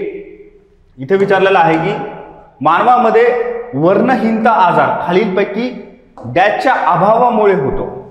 आता बेसिकली एन्झाईम तुम्हाला लक्षात ठेवायचं आहे, ते कोणतं असणार आहे, टायरोसिन जे आहे बघा, टायरोसिन. तर टायरोसिनचं जे रूपांतर आहे कशामध्ये होत असतं, मेलॅनिन मध्ये होत असतं बघा, विसरायचं नाही. मेलॅनिन आणि टायरोसिन याची जी जोडी आहे ती आपल्याला लक्षात ठेवायची आहे. टायरोसिनचं रूपांतर जे आहे मेलॅनिन मध्ये होणार आणि मेलॅनिनमुळे जे आहे वर्ण म्हणजेच रंग जो आहे तो आपल्या स्किन मध्ये आलेला दिसून येतो.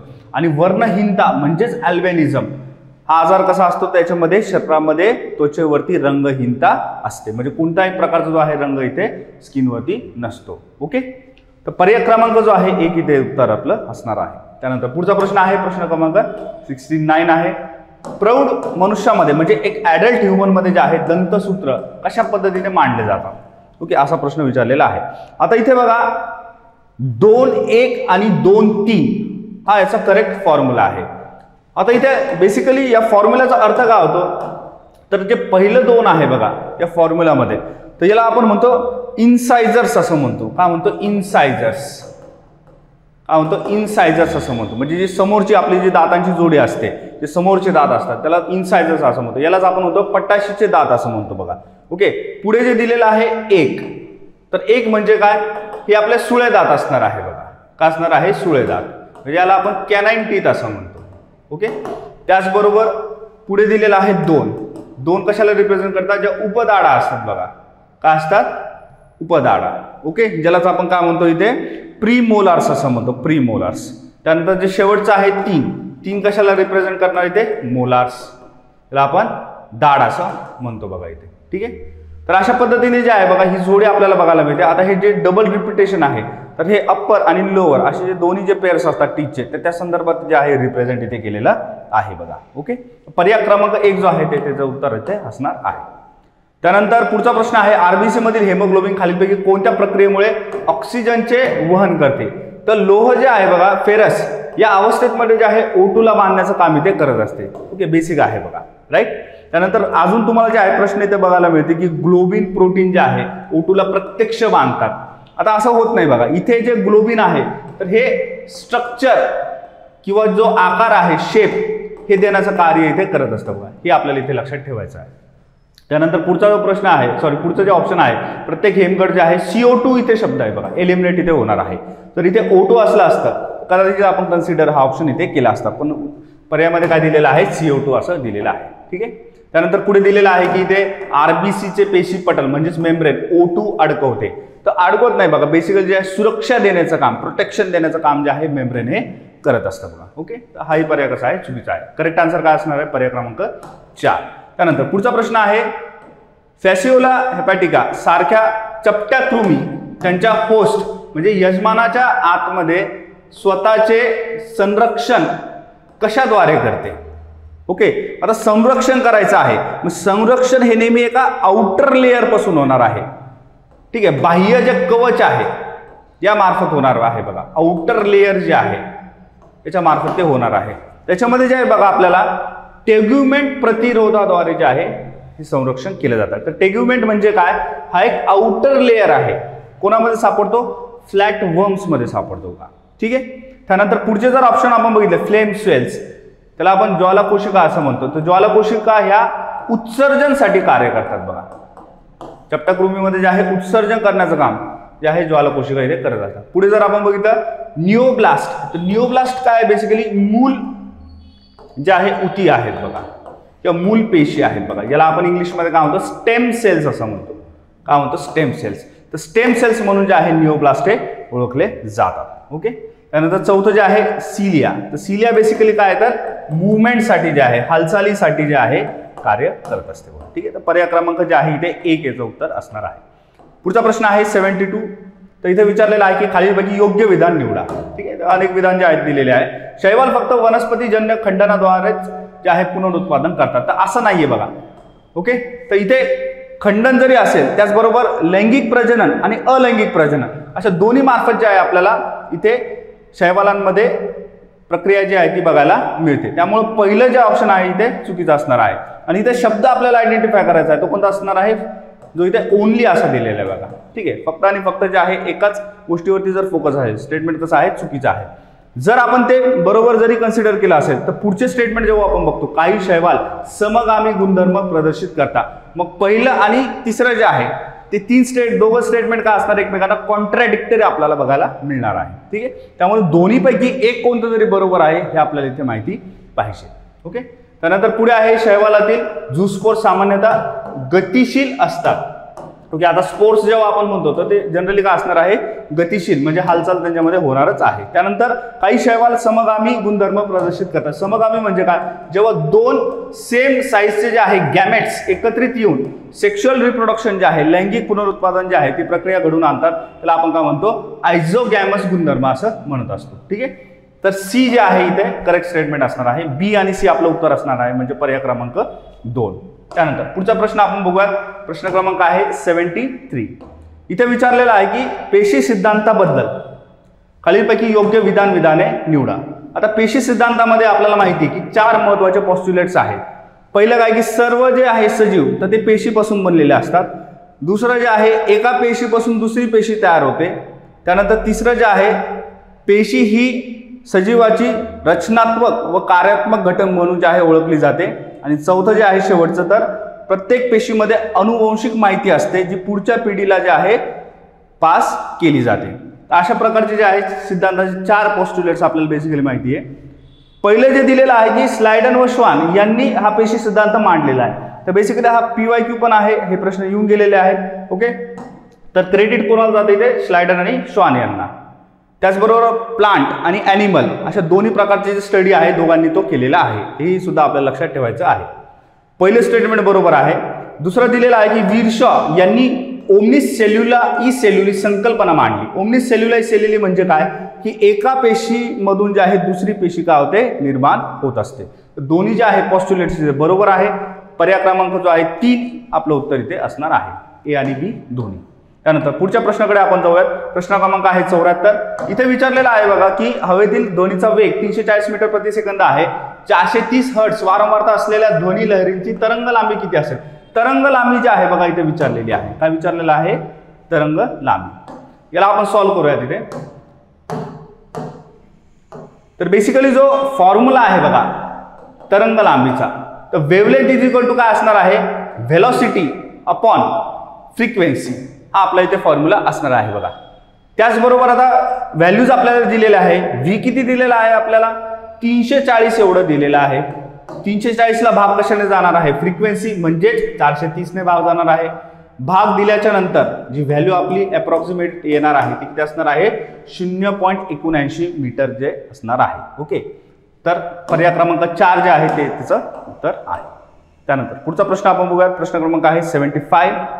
इथे विचारलेला आहे की एका विद्यार्थ्याला जे आहे विजेची कडकडाट पाहिल्यानंतर 8 सेकंदाने गडगडाट ऐकू येते. विद्यार्थी वीज कोसळल्यापासून किती अंतरावरती आहे? ध्वनीचा वेग पण सुद्धा दिलेला आहे 340 मीटर पर सेकंद. आता आपल्याला शोधायचं आहे अंतर म्हणजेच डिस्टन्स. आपल्याला दिलेला आहे वेग आणि वेळ. डिस्टन्स इज इक्वल टू काय असतं? नेहमी स्पीड इंटू टाइम असा फॉर्म्युला आपल्याला माहिती आहे. अंतर बरोबर काय असतो? गुणाकार असतो. कशाचा? वेगाचा आणि वेळेचा. Distance is equal to speed into time. आता याचा गुणाकार जेव्हा आपण करतो, ठीक आहे, तर आपल्याला काय करायचं आहे? 340 जे आहे गुणीला किती करायचं आहे? 8 इथे करायचं आहे बघा. ठीक आहे, त्यानंतर गुणाकार केल्याच्या नंतर जे आहे आपल्याला व्हॅल्यू जी आहे ती बघायला मिळते 2720 मीटर. ठीक आहे, व्हॅल्यू किती असणार आहे? 2720 मीटर.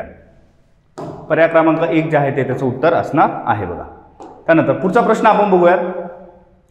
प्रश्न क्रमांक आहे 76. इंटरेस्टिंग क्वेश्चन आहे बघा. खालीलपैकी कोणते परिमाणात्मक दृष्ट्या विसंगत आहे? ओके, तर पर्याय नंबर 3 वरती आपल्याला फोकस केंद्रित करायचा आहे. शक्ती बरोबर काम आणि वेळ यांचा गुणाकार दिलेला आहे बघा. आणि शक्ती जे आहे पॉवरला जेव्हा आपण डिफाईन करतो तेव्हा आपण काय म्हणतो की एखादं जे कार्य आहे, एखादं जे काम आहे त्याला लागणारा वेळ किती आहे यामधून जे आहे आपण शक्ती जी आहे ती कॅल्क्युलेट करत असतो. म्हणजेच इथे काय येणार? काम भागिले जो आहे वेळ येणार. गुणाकार येणार का इथे? गुणाकार येणार नाही. म्हणून इथे विचारलेला आहे विसंगत घटक. ऑप्शन नंबर 3 जे आहे ते आपलं इथे उत्तर असणार आहे. त्यानंतर पुढचा प्रश्न आपण बघूयात. इथे विचारलेला आहे की खालीलपैकी कोणते परिमाण रहित आहे? परिमाण रहित म्हणजेच काय? डायमेन्शनलेस. आता डायमेन्शन्स काय असतात ते आपण बघूयात पहिले. त्यामधून जे आहे आपण ऑप्शन्स वरती जे आहे तिथे विचार करूयात. ठीक आहे, आता डायमेन्शनलेसची कन्सेप्ट आपण समजून घेऊयात. डायमेन्शनलेस किंवा परिमाण रहित म्हणजे एक्झॅक्टली काय? तर बघा, कोणतेही डायमेन्शन्स जेव्हा काढायचे असतात तर रेशो जे आहेत त्याची क्वांटिटी ते केली जाते. आता रेशो काढत असताना जर दोन्ही क्वांटिटीज सेम असतील तर काय होतात? गोष्टी इथे कॅन्सल आउट होणार आहेत. म्हणजे काय होणार आहे? कट होणार आहे. कट झाल्याच्या नंतर आपल्याला हे माहिती पडतं की कोणतंही डायमेन्शन त्याला नाहीये. आता उदाहरणार्थ जे आहे इझिली आपण जे आहे इथे डेन्सिटीचं उदाहरण घेऊयात. सापेक्ष घनता. ठीक आहे, घनता जी आहे काढण्यासाठी आपल्याला काय करावं लागेल? जर एखाद्या वस्तूची आपल्याला घनता काढायची असेल त्या वस्तूची आपल्याला घनता इथे घ्यावं लागेल. म्हणजे डेन्सिटी ऑफ द ऑब्जेक्ट. आता याला भाग द्यावा लागणार आहे ज्याच्या सापेक्ष. उदाहरणार्थ जे आहे पाण्याची घनता आपल्याला काढायची आहे ॲज कम्पेअर्ड टू लोखंड किंवा आयरन. तर आपण इथे काय लिहिणार? Density of water divided by density of iron. Right. आता याच्यामध्ये एक गोष्ट जर आपण ऑब्झर्व केली तर दोन्ही ठिकाणी जो भागाकार आहे, जो रेशो आपल्याला काढायचा आहे, तर घनता आणि घनता हा शब्द इथे रिपीट झालेला आहे, म्हणून दोन्ही काय होणार इथे कॅन्सल आउट होणार. काय होणार? कॅन्सल आउट होणार. मग हे जे परिमाण आहेत हे कॅन्सल आउट होणेच म्हणजे काय की ही जी क्वालिटी आहे डेन्सिटी म्हणजेच घनता, कोणती पण रिलेटिव्ह सापेक्ष घनता, ही बेसिकली काय आहे? डायमेन्शन लेस आहे बघा. ओके, सेम जे आहे स्ट्रेनच्या संदर्भात आपल्याला बघायला मिळतं. स्ट्रेनमध्ये जरी तुम्ही कंपॅरिझन इथे केलं तर दोन गोष्टीमधला जो स्ट्रेन आहे तर तो रिलेटिव्हली इथे कॅल्क्युलेट केला जातो, त्यामुळे स्ट्रेन सुद्धा काय आहे? एक परिमाण रहित आहे बघा. रिफ्रॅक्टिव्ह इंडेक्सचा जर विचार केला आपण प्रकाशाच्या संदर्भात, तर रिफ्रॅक्टिव्ह इंडेक्स कॅल्क्युलेट करत असताना प्रकाश एका माध्यमातून जो आहे दुसऱ्या माध्यमात जातो. आपण इमॅजिन जर केलं, पहिलं माध्यम आपलं व्हॅक्यूम आहे, दुसरं माध्यम आपलं काय आहे? पाणी आहे. तर इथे काय होणार आहे? स्पीड कॅल्क्युलेट केली जाणार आहे. Speed of light in the vacuum, speed of light in the water. म्हणजे दोन्ही जेव्हा आपण जे आहे रेशो काढण्याचा जेव्हा प्रयत्न करूयात, speed of vacuum, speed of light in vacuum divided by speed of light in water, तर दोन्ही ठिकाणी जे आहे तुम्हाला स्पीड हा शब्द जो आहे तो रिपीट होताना इथे दिसणार आहे. दोन्ही गोष्टी इथे कॅन्सल आउट होणार आहे. त्याचबरोबर इथे आपल्याकडे डायमेन्शन लेस जे आहे इथे रिफ्रॅक्टिव्ह इंडेक्स जो आहे तो आपल्याला बघायला मिळणार आहे. ठीक आहे, same goes for relative density. तर उत्तर काय असणार आहे? पर्याय क्रमांक 4 वरील सर्व ऑल ऑफ दिस. ठीक आहे, त्यानंतर पुढचा प्रश्न आपण बघूया. एका वस्तूस जे आहे बघा, आता कन्व्हर्जन तुम्हाला इथे माहिती पाहिजे बघा. ओके, सेल्सिअस आणि केल्विन याचं कन्व्हर्जन तुम्हाला माहिती पाहिजे. आता इथे विचारलेलं आहे की एका वस्तूस 20 डिग्री सेल्सिअस ते 40 डिग्री सेल्सिअस पर्यंत गरम केले तर त्याचं केल्विन तापमानामध्ये वाढ किती होणार आहे? ओके, तर 273.15 हा आकडा तुम्हाला लक्षात ठेवायचा आहे. 273.15. आता हा नंबर म्हणजे काय? तर 1 डिग्री सेल्सिअस बरोबर किती असणार?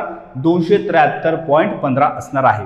आता पहिलं जे सेल्सिअसमध्ये आपल्याला दिलेलं आहे 20 डिग्री सेल्सिअस, याचं जर आपण केल्विनमध्ये रूपांतर केलं तर काय होणार आहे? 20 + 273.15 बरोबर किती येणार आहे? 293.15 केल्विन येणार आहे. म्हणजे हे झालं आपलं पहिलं. त्यानंतर सेकंड आपण इथे डिराईव्ह करूया 40. तर 40 प्लस किती येणार आहे? 273.15 येणार आहे. आता याचं कॅल्क्युलेशन केल्याच्या नंतर काय आढळणार आपल्याला? Yes, 313.15 kelvin. आता हे आपल्याकडे दुसरं इक्वेशन आलेलं आहे. आता जे फायनल आहे, फायनल मधून जे आहे पहिलं जे आहे आपल्याला मायनस करायचं आहे, म्हणजे 313 मधून आपल्याला 293 मायनस करायचं आहे आणि उरलेलं जे टेम्परेचर आहे किती केल्विन वाढलेलं आहे त्याचं उत्तर आपल्याला मिळणार आहे, जे किती असणार आहे? 313 मधून जेव्हा आपण 293 मायनस करतो उत्तर येणार आहे 20 केल्विन टेम्परेचर मध्ये जे आहे आपल्याला वाढ होताना इथे दिसत आहे बघा. ठीक आहे, पर्याय क्रमांक जो आहे 1 त्याचं उत्तर इथे असणार आहे. पुढचा प्रश्न आपण बघूया. हिरा जो आहे तो विद्युत धारेचा दुर्वाहक आहे, कारण आता बेसिकली एक शब्द इथे लक्षात ठेवायचा आहे, टेट्राहायड्रल जे आहे स्ट्रक्चर आहे बघा, कशाचं? हिराच्या संदर्भात. कोव्हॅलंट बॉन्ड आहे बघा. बॉन्ड कशा आहे? कोव्हॅलंट बॉन्डिंग आहे. आता कार्बनचे जे आहे कोव्हॅलंट बॉन्ड असल्यामुळे इथे कोणतेही मुक्त इलेक्ट्रॉन्स नसतात आणि मुक्त इलेक्ट्रॉन्सच्या अभावामुळे विद्युत वहन जे आहे म्हणजे इलेक्ट्रिकल कंडक्टिव्हिटी तर ही काय असते? हिऱ्यामध्ये दिसून येत नाही. तर पर्याय क्रमांक 1 जो आहे तो आपल्याला इथे बघायला मिळतो. त्यानंतर पुढचा प्रश्न बघूया. प्रश्न क्रमांक आहे, प्रतिरेणू सर्वाधिक उष्णता शोषणारा हरितगृह खालीलपैकी कोणता आहे? आता याला एक कन्सेप्ट आहे बघा, एक नाव तुम्हाला लक्षात ठेवायचं आहे, त्याला म्हणूयात आपण GWP. GWP म्हणजे काय? Global warming potential. म्हणजे ग्लोबल वॉर्मिंग करण्यासाठी कोणत्या वायूचं पोटेन्शियल किती जास्त आहे याला आपण काय म्हणतो? त्याचा GWP असं म्हणत असतो. तर जो बेस इथे पकडला जातो तो कोणता असणार आहे? CO2 इथे असणार आहे. जर आपण इथे क्रम बघितला कमी कडून जास्त कडे, तर सर्वात कमी पोटेन्शियल कोणाचं आहे? या 4 पर्यायांपैकी CO2चं असणार आहे बघा. CO2च्या नंतर 2 नंबर असणार आहे CH4. ऑलमोस्ट जे आहे 25% जास्त काय आहे? 25 पटीने जास्त, not percent, 25 times more. Okay, 25 पटीने जास्त जे आहे CO2 पेक्षा काय आहे? मिथेन जे आहे CH4 याचा GWP काय आहे? जास्त आहे. त्यानंतर पुढे जर आपण बघितलं नायट्रस ऑक्साईड N2O, तर N2Oचं जे GWP आहे CO2च्या तुलनेमध्ये तर ते किती असणार आहे? अजून अधिक असणार आहे. म्हणजे 100 पटीनं ते असणार आहे, 300 पटीनं ते जास्त असणार आहे बघा. ठीक आहे, त्याचबरोबर शेवटचं जर आपण इथे ऑप्शन बघितला CFC क्लोरोफ्लोरोकार्बन्स, तो क्लोरोफ्लोरोकार्बन जे आहे यांचं 11,000 पट असणार आहे. किती असणार आहे? 11,000 पट. सर्वाधिक जे आहे CO2च्या तुलनेमध्ये जे पोटेन्शियल आहे ते सर्वाधिक कशाचं असणार आहे? CFCचं 11,000 पटीनं ते असणार आहे. तर पर्याय क्रमांक 4 जे आहे ते आपलं इथे उत्तर आहे. त्यानंतर पुढचा प्रश्न बघूया. प्रश्न क्रमांक आहे 81. खालीलपैकी मार्श वायू म्हणून जे आहे कोणता ओळखला जातो? तर मिथेन जे आहे बघा, इझी त्याचं आन्सर आहे बघा, CH4. त्यानंतर पुढचा प्रश्न बघूया. प्रश्न क्रमांक आहे 82. खालील विधानांचा विचार करा. डाल्टन यांनी अणु अविभाज्य व अविनाशी असल्याचे प्रस्तावित केले. ट्रू आहे. त्यानंतर दुसरा आहे डाल्टन यांनी सांगितले की समान मूलद्रव्यांचे अणु भिन्न वस्तुमानाचे असू शकतात. तर असं म्हटलंय का डाल्टनने? असं म्हटलेलं नाही.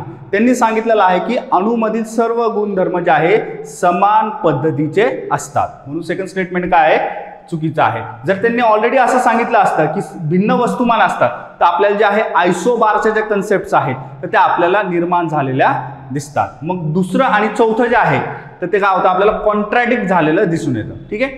तिसरं जे आहे डाल्टन यांच्या सिद्धांताने वस्तुमान संरक्षणाच्या नियमाचे यशस्वी स्पष्टीकरण केलेले आहे. त्यापुढे आहे डाल्टन यांचा सिद्धांत समस्थानिके व समभारकांचे स्पष्टीकरण देत नाही. तर हे क्रिटिसिझम केलं जातं बघा. काय केलं जातं? क्रिटिसिझम केलं जातं. ठीक आहे. तर A, C आणि D हे आपले करेक्ट जे आहे स्टेटमेंट असणार आहे. पर्याय क्रमांक 1 जे आहे ते आपलं उत्तर इथे आहे. त्यानंतर पुढचा आहे प्रश्न क्रमांक आहे 83. कोलेजन आणि केराटिन याबद्दल योग्य विधान जे आहे निवडायचे आहेत.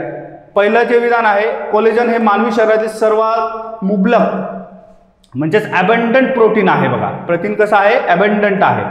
ओके, पहिलं बरोबर आहे. दुसरं आहे केराटिन हे तंतुमय प्रथिन असून केस, नख व त्वचेमध्ये आढळतात. ठीक आहे. आता इथे जे दिलेलं आहे बघा, it is a fibrous protein. आणि सी जे स्टेटमेंट आपण बघितलं इथे दिलेलं आहे की ग्लोब्युलर प्रोटीन. म्हणजे बी आणि सी जे आहे ते एक सोबत येऊ शकत नाही. दोन्हीमध्ये कॉन्ट्राडिक्शन आपल्याला बघायला मिळतं. त्यामुळे असे जे ऑप्शन्स आहेत बघा, पर्याय क्रमांक 2 त्यानंतर जे आहे पर्याय क्रमांक 4 हे आपले काय होणार आहे? एलिमिनेट होणार आहे. म्हणजे आपल्याला जे आहे 50-50 इथे चान्सेस असणार आहे आपलं उत्तर करेक्ट येण्याच्या संदर्भात. तर पहिले स्टेटमेंट तर बरोबर आहे. दुसरीकडे जर आपण बघितलं तर केराटिन जे आहे तर हे केसांमध्ये आणि नखांमध्ये आढळून येतं. त्याचबरोबर फायब्रस टाईपचं आहे.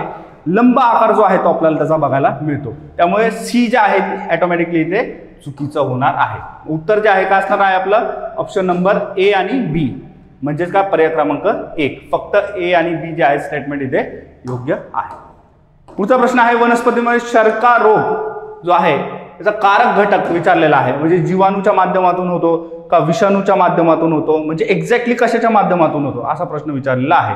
तर एक शब्द तुम्हाला लक्षात ठेवायचा आहे शर्करा रोगच्या संदर्भात, तो आहे प्लम पॉक्स व्हायरस. ओके, या व्हायरसलाच काय म्हणतात? या आजाराला वनस्पतीमध्ये जो होतो त्याच म्हणतात शर्करा रोग असं म्हणतात बघा. ओके, तर व्हायरस आहे बघा बेसिकली, तर विषाणूजन्य आहे हा आजार वनस्पतीमध्ये बघायला मिळतो. पर्याय क्रमांक 1 जे आहे ते त्याचं उत्तर असणार आहे. त्यानंतर पुढचा आहे इझी क्वेश्चन आहे बघा. पोलिओबद्दल काही विधानं दिलेली आहेत आणि योग्य विधानं जी आहेत ती निवडायची आहेत. पहिला आहे की हा आजार RNA विषाणूमुळे होतो. ठीक आहे. त्यानंतर दुसरा आहे हा प्रामुख्याने मज्जारज्जूमधील जे आहे मोटर न्यूरॉन्स याच्यामध्ये वरती जे आहे परिणाम करतो. हालचालीमध्ये जे आहे डिफिकल्टी निर्माण होते. पायामध्ये जे आहे पॅरालिसिस जे आहे ओके किंवा जी ग्रोथ आहे proper development of the legs and hands हे आपल्याला बऱ्याच वेळा जे आहे दिसून येत नाही पोलिओ झाल्याच्या नंतर.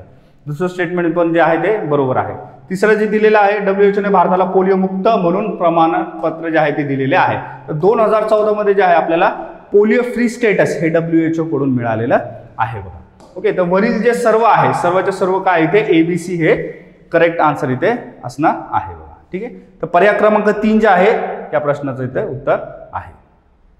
नमस्कार विद्यार्थी मित्रांनो, स्पॉटलाईट अकॅडमीची जी बघा आपली टेस्ट नंबर 12 किंवा GSची जी 11 नंबर जी कॉम्प्रेहेन्सिव्ह टेस्ट झाली होती बघा, त्यातील जे इतिहास या विषयांचे जे प्रश्न असतील बघा आणि त्याचे जे आन्सर्स आहेत त्याचा उहापोह जो आहे तो आपण करणार आहे बघा. पहिलं विधान जे बघा 86 नंबरचा क्वेश्चन, विधानं दिलेले त्यांनी कोणतं विधान बरोबर आहे असं विचारले बघा. तर 1837 मध्ये जमीनदार समाजाची स्थापना जी आहे लँड होल्डर सोसायटीची जी स्थापना आहे ती केली गेली आणि ते रवींद्रनाथ टागोरांनी केली असं दिलेलं आहे बघा. आता तुम्हाला माहिती आहे की पहिलं स्टेटमेंट जे आहे ते चुकीचं आहे बघा. द्वारकानाथ टागोर जे असतील बघा, द्वारकानाथ टागोर जे असतील तर ते रवींद्रनाथ टागोरांचे आजोबा असतील बघा. यांनी ही संघटना जी आहे ते स्थापन केलेलं तुम्हाला दिसून येईल बघा. आणि जमीनदार संघटना म्हटल्यावर बंगाल, बिहार, ओडिशाच्या जमीनदारांचे आहे आणि त्यांचं उद्दिष्ट जे आहे यांच्या वर्गहितांचं संरक्षण करणं वगैरे आहे, हे ऑब्व्हियसली बरोबरच असणार आहे बघा. पहिलं विधान चुकीचं आहे, दुसरं विधान जे आहे ते विधान मात्र बरोबर आहे बघा. कोणतं बरोबर विचारलेलं आहे? दुसरं स्टेटमेंट जे आहे बघा, फक्त विधान ब बरोबर आहे, म्हणजे ऑप्शन नंबर 2 जे असेल ते याचं करेक्ट आन्सर असेल बघा. पुढचा जो क्वेश्चन आहे बघा 87 नंबरचा, की वसाहतवादी किंवा औपनिवेशिक भारतामध्ये 3 काठी या पद्धत जी होती तर त्याबद्दलची परत एकदा बरोबर विधानं तुम्हाला विचारलेत बघा. आता 3 काठी या सिस्टीम जी आहे हे चंपारण येथे होती बघा, ते ठीक आहे, पण 3 दशांश भागावर होती का? तर ते बिगामधला तिसरा भाग बघा, म्हणजे 20 गुंठ्यात, तर 3/20 असायचं बघा. 3 दशांश नाही तर 3 कटिया म्हणजे 20 भागातला तिसरा भाग जो आहे तर तो लावण्यास जे आहे ते भाग पाडले जायचे बघा. त्यामुळे हे स्टेटमेंट चुकीचं ठरतं.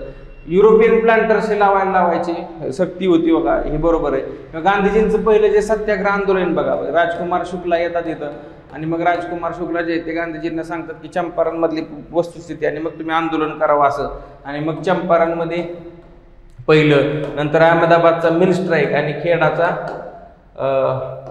खेडा या ठिकाणी जे नंतर गुजरातमध्येच असणारं तिथं जे ड्रॉटमुळे फेल्युअर झालेलं पीक, तिथं दुष्काळामुळे जे पीक फेल्युअर झालं तर बघा, तर तिथं पण गांधीजी जे आंदोलन करतात, बेसिकली गांधींचे आंदोलन राहतात. त्यातलं पहिलं आंदोलन चंपारणच राहतं. ओके, माघारी आल्यानंतर प्रवासी भारतीय दिवस, गांधीजी माघारी आल्यानंतर जे आहे पहिलं त्यांचं कोणतं आंदोलन असेल तर ते चंपारणचं होतं. त्यामुळे ब आणि क जे आहे ते बरोबर आहे बघा. ऑप्शन नंबर 2 परत एकदा जे आहे ते याचं करेक्ट आन्सर येईल बघा. बरोबर, पहिलं जे आहे ते 3/20 पाहिजे, 3 दशांश नको. ओके, पुढचं जे आहे बघा जोड्या लावा तुम्हाला दिलेत बघा. नेते आणि संबंधित शेतकरी उठाव. आताच तुम्ही राजकुमार शुक्लांचं नाव सांगितलं बघा, चंपारण. अला 3 जरी जोडलं तरी 2 ऑप्शन जे आहे ते तुम्ही डायरेक्ट इलिमिनेट करू शकता. आणि अल्लुरी सीताराम राजू यांच्यावर मागच्या वर्षी MPSC 2 वर्षापूर्वी बघा प्रश्न विचारून झाला. रंपा विद्रोह. ओके, रंपा जे आहे नरसीपट्टणम ठिकाण जे आहे बघा, कचं 4 जर केलं बघा, कचं 4 एकच आन्सर जे आहे तुम्हाला येऊन जातं बघा. दिगंबर विश्वास जे आहे पबनार रिवॉल्ट मधले सगळ्यात मोठे नेते आहेत बघा. पबनार रिवॉल्ट परत बेंगॉल प्रांतातलं. आणि बाबा रामचंद्र जे असतील तर ते किसान सभेच्या रिलेटेडचं अयोध्या भागात जे आहे जे काम तुम्हाला दिसून येतं तर ते यांचं दिसून येतं बघा. ओके, अयोध्येमध्ये. तर ऑप्शन नंबर 1 जे आहे तर ते करेक्ट आन्सर तुम्हाला येऊन जात आहे बघा. ओके, PYQs मधनं जरी तुम्ही गेला असता तरी तुम्हाला हा प्रश्न जो आहे तो सुटण्यासारखा होता बघा. त्याच्यानंतर जे आहे बघा, ओके, त्याच्यानंतर जे आहे अवंतिकाबाई गोखले या गोपाळकृष्ण गोखले. आता अवंतिकाबाई गोखले जे आहेत बघा काँग्रेसच्या प्रचंड महत्त्वाच्या आपण एक समाजसुधारक म्हणू की ज्या सिव्हिल डिसओबिडियन्स मुवमेंट किंवा सुरुवातीच्या काळापासून असहकार आंदोलनापासून गांधी यांच्या चळवळीशी ज्या आहे त्या जोडलेल्या होत्या बघा. तर यांचा जो बेस बांधला तर तो सर्वंट्स ऑफ इंडिया सोसायटी 1905 मध्ये जे गोखलेंनी सुरू केली ती बघा, सर्वंट्स ऑफ इंडिया सोसायटी. तर यातून यांचं जडणघडण झाली होती, त्यामुळे त्यांच्याशी निगडीत होत्या, ऑब्व्हियसली होत्या. मग त्याच्यानंतर बघा त्या अवंतिकाबाई गोखले जे आहेत बघा, तर ऑल इंडिया वुमन कॉन्फरन्सच्या पहिल्या महिला अध्यक्ष होत्या असं तुम्हाला दिले बघा. 1917 मध्ये ही ऑल इंडिया वुमन कॉन्फरन्सची स्थापना झाली बघा. मार्गारेट कझिन्स वगैरे यांनी ही स्थापना केली होती. पण याच्या ज्या पहिल्या महिला अध्यक्ष वगैरे ज्या राहील ना, तर त्या पहिल्या महिला अध्यक्ष बडोद्याच्या राणी वगैरे राहिल्या आहेत बघा. तर ह्या पहिल्या अध्यक्ष वगैरे नाही आहेत. हे विधान जे आहे ते चुकीचं राहतं बघा. पंडित रमाबाईंनी आर्य महिला समाजाची स्थापना केली का? बरोबर आहे बघा. किंवा सरोजिनी नायडू भारतीय राष्ट्रीय काँग्रेसच्या पहिल्या भारतीय महिला होत्या का? बरोबर आहे. 1925ला जे आहे तर त्या अध्यक्ष राहिले. ॲनी बेझंट आहेत पण ते भारतीय महिला नाही आहेत. 1917 मध्येच आहेत ॲनी बेझंट. फक्त महिला विचारलं तर मग ते ॲनी बेझंट असलं असतं. भारतीय पहिल्या महिला तर सरोजिनी नायडू येतील बघा. त्यामुळं ए स्टेटमेंट बरोबर आहे बघा, सी बरोबर आहे, डी बरोबर आहे. ओके, ऑप्शन नंबर 2 जे आहे ते करेक्ट आहे बघा. करेक्टच विचारलं तुम्हाला. ब विधान जे ते चुकीचं आहे कारण तिथं पहिल्या महिला अध्यक्ष नाही आहेत त्या. ओके, त्याचे मेंबर नक्कीच आहेत पण पहिल्या महिला अध्यक्ष नाही आहेत बघा. त्याच्यानंतर बघा पुढचा साहित्य कृती विचारल्यात बघा. 90 नंबरचा क्वेश्चन. एक्सरे, गरमागरम चिवडा, मोपल्यांचे बंडावर लक्ष द्यायला पाहिजे बघा. विनायक दामोदर सावरकर यांच्या ज्या कलाकृतीत बघा 1857चे स्वातंत्र्य समर, मोपल्यांचे बंड, गरमागरम चिवडा बघा. हे मोपल्यांचे बंड म्हणजे मोपला रेबेलन झालं बघा केरळमध्ये. पिझंट रेबेलनच हे शेतकरी उठावचे पण नंतर याला धार्मिक स्वरूप वगैरे लागतं बघा. म्हणजे हिंदू जमीनदार विरुद्ध जे आहे तर ते गरीब मुस्लिम शेतकरी असं ते त्याला रूप वगैरे लागतं नंतर. तर यातून ते बंड किंवा गरमागरम चिवडा वगैरे जे होतं ते स्वामी श्रद्धानंदांची हत्या आणि त्या रिलेटेड सगळं तापलेलं जे वातावरण होतं बघा, तर त्यावेळेस ते लिहिलेलं पुस्तक आहे बघा. हे सावरकरांची पुस्तक आहेत बेसिकली. ओके. त्याच्यानंतरचा जो प्रश्न आहे बघा, जोड्या लावा. स्वतंत्र पक्ष सी राजगोपालाचार्यांनी स्थापन केलेला स्वतंत्र पक्ष आहे बघा. जोड्या लावायच्यात तुम्हाला. आणि सी राजगोपालाचार्य जे आहे यांनी पक्ष स्थापन केला बरोबर. पहिले गव्हर्नर जनरल जे आहेत बघा, भारतीय पहिले गव्हर्नर जनरल सी राजगोपालाचार्य. हे म्हणतात की नंतरच्या काळात नेहरू जे आहेत ते नियोजनाला जरा जास्तच महत्त्व देतात आणि यातून ते बाहेर पडून जे आहे तर ते काँग्रेसच्या बाहेर पडून जे आहे ते स्वतंत्र पार्टीची स्थापना वगैरे करतात बघा. त्याच्यानंतर Praja Socialist Party, okay, Jayaprakash Narayan Acharya Narendra Dev. Socialist नावावरनं पण तुम्हाला गेस करू शकत होता बघा. किंवा किसान मजदूर प्रजा पार्टी जी आहे तर ते जे.बी. क्रिपलांची, ह्या दोन पार्टी नंतर मर्जच होतात बघा. ओके. जे.बी. क्रिपलानी जे आहे तर ते किसान मजदूर प्रजा पार्टी जी आहे तर त्याची स्थापना वगैरे करतात बघा. योग्य जोड्या विचारल्यात, समोरासमोरच जोड्या आहेत बघा यांची. ओके. त्याच्यामुळं 1, 2, 3 जे आहे पहिलंच ऑप्शन जे आहे त्याचं करेक्ट आन्सर वगैरे जे आहे ते तुमचं राहतं बघा 91 नंबरचं. 92 नंबरचा जो प्रश्न आहे बघा, Shiva cut his wife into 52 pieces only to discover that he had 52 wife. हे प्रसिद्ध स्टेटमेंट आहे बघा. मॉन्टेग्यू जो आहे, लॉर्ड मॉन्टेग्यू जो सेक्रेटरी ऑफ स्टेट किंवा भारत मंत्री होता बघा, ज्याने ॲनी बेझंट यांचा वाढता प्रभाव पाहून जे आहे त्यांना हाऊस अरेस्ट जेव्हा केली बघा, त्यांच्याच घरी आडियार इथं या ठिकाणी जे त्यांना अटक वगैरे केली, उटीच्या जवळ जे आहे त्या अटक केली ती बघा. आणि मग ॲनी बेझंटांची ही जी लोकांमध्ये वाढती प्रतिमा आहे होम रूल चळवळीच्या वेळेस ते कमी करण्यासाठी हे केलं, पण हे जास्तच वाढलं. त्यामुळे हे असं जे आहे स्टेटमेंट जे त्यांनी केलेलं होतं बघा. बेसिकली एकदा UPSC मेन्समध्ये देखील हा प्रश्न विचारून गेलाय बघा की त्यांना नक्की काय म्हणणं अपेक्षित आहे हे म्हणताना. तर हे ॲनी बेझंटांच्या रिलेटेड आहे बघा. कोणत्या भारतीय नेत्याच्या अटकेशी, तर ॲनी बेझंटांशी संबंधित. ऑप्शन नंबर 3 जे आहे तर याचं करेक्ट आन्सर असेल बघा. ओके. त्याच्यानंतर जे आहे बघा, रिझन तुम्हाला दिलेलं आहे बघा. असर्शन आणि रिझन बेस्ड क्वेश्चन आहे बघा. असर्शन हे आहे की 19व्या शतकाच्या अखेरीस जे आहे तर नीळ लागवड करणाऱ्या शेतकऱ्यांना किमतीमध्ये तीव्र घसरण जे आहे भोगावी लागली. बरोबर आहे बघा की निळीचे भाव जे आहे ते पडलेले. त्याचं कारण आहे की जर्मनीमध्ये कृत्रिम रंग शोधून त्याचे मोठ्या प्रमाणावर जे आहे सिंथेटिक डाय जो आहे तो जर्मनीमध्ये सुरू झाला आणि नैसर्गिक निळच्या ऐवजी जे आहे हा सिंथेटिक डाय जे वापरायला लागले. याचं कारणच हे बघा बेसिकली दोन्ही त्यामुळे बरोबर आहे. ओके. ए आणि दोन्ही बरोबर आहेत आणि आर योग्य स्पष्टीकरण आहे. हेच याचा आन्सर आहे बघा. कारण तुम्हाला माहिती आहे बघा हे निळीचा जो आहे बघा बेसिकली काय ब्रिटिशांनी आल्यानंतर जे आहे इथली जी पारंपरिक शेती आहे ती पिकांची बदली करून जे आहे ते कमर्शियलायझेशन ऑफ ॲग्रिकल्चर ज्याला म्हणतो आपण, नगदीकरण केलं. ऊस, तंबाखू, कापूस, नीळ अशी जी पिकं आहेत असं लावायला लावले बघा. नंतर मग याची मार्केट इंटरनॅशनल मार्केटमध्ये जर प्राइजेस पडले तर त्याचा फटका इथल्या शेतकऱ्यांना सहन करावा लागायचा बघा. बेसिकली तोच धागा जो आहे तो चंपारणमध्ये पण तुम्हाला दिसतो बघा. तर ते त्याचं कारण होतं निळीचे भाव पडले कारण सिंथेटिक डाय नवीन कृत्रिम कलरचा जो आहे तो काय शोध लागला आणि मग निळेला मागणी तशी राहत नाही. ओके. ऑप्शन नंबर 1 जे होतं त्याचं करेक्ट आन्सर होतं बघा. त्याच्यानंतर बघा 8 ऑगस्ट 1947ला अकोल्यामध्ये काही वाटाघाटी झाल्या बघा. म्हणजे स्वातंत्र्याचे एक 7 दिवस आधी थोडक्यात बरोबर. 15 ऑगस्ट 1947 स्वातंत्र्य आपलं. 8 ऑगस्टला जे अकोल्यामध्ये वाटाघाटी झाल्या त्यानुसार अकोला करार जो ठरला तर त्या अकोला करारानुसार कोणती विधानं जी आहेत तर बरोबर आहेत असं तुम्हाला विचारतात बघा. एक गव्हर्नर असेल आणि त्याच्या खाली पश्चिम महाराष्ट्र आणि महाविदर्भ यांच्यासाठी 2 स्वतंत्र विधिमंडळ, मंत्रिमंडळ आणि उच्च न्यायालय निर्माण करण्याची तरतूद वगैरे आहे. आणि हा करार धनंजयराव गाडगीळ यांनी सुचवलेल्या उपप्रांताबाबत आणि त्यांच्या अधिकारांबाबतच्या योजनेवर आधारित आहे. दोन्ही विधान बरोबर आहेत बघा. बरोबर. दोन्ही विधानं जे आहेत बरोबर. यांच्याच एका करारानुसार तुम्हाला माहिती आहे की हिवाळी अधिवेशन जे आहे तुमचं भरतं अकोला करारानुसारच. तर ते याच्यानंतर जो अकोला करार होतो की त्या अकोला करारानंतरच असं ठरतं की एक अधिवेशन जे आहे ते कुठं होईल, नागपूर या ठिकाणी होईल बघा. बेसिकली एकच काय असेल गव्हर्नर असेल बघा, पण 2 विधिमंडळ असतील, 2 स्वतंत्र उच्च न्यायालय वगैरे असतील असं ते तरतूद आहे बघा. लोकसेवा आयोग मात्र एक असेल अशी तरतूद आहे बरं का. तिथे कन्फ्यूज व्हायचं नाही बघा. लोकसेवा आयोग जो असेल तर तो दोन्हीसाठी एकच असेल अशी तरतूद आहे. धनंजयराव गाडगीळ जे आहेत यांनी हे सगळा प्लॅन वगैरे सुचवलेला होता. तर ते देखील विधान बरोबर आहे. कोणतं विधान बरोबर आहे विचारले, दोन्ही बरोबर आहेत बघा. ओके, संयुक्त महाराष्ट्राच्या चळवळीच्या रिलेटेड हा प्रश्न तुम्हाला दिसून येईल बघा. याच्यानंतर जे आहे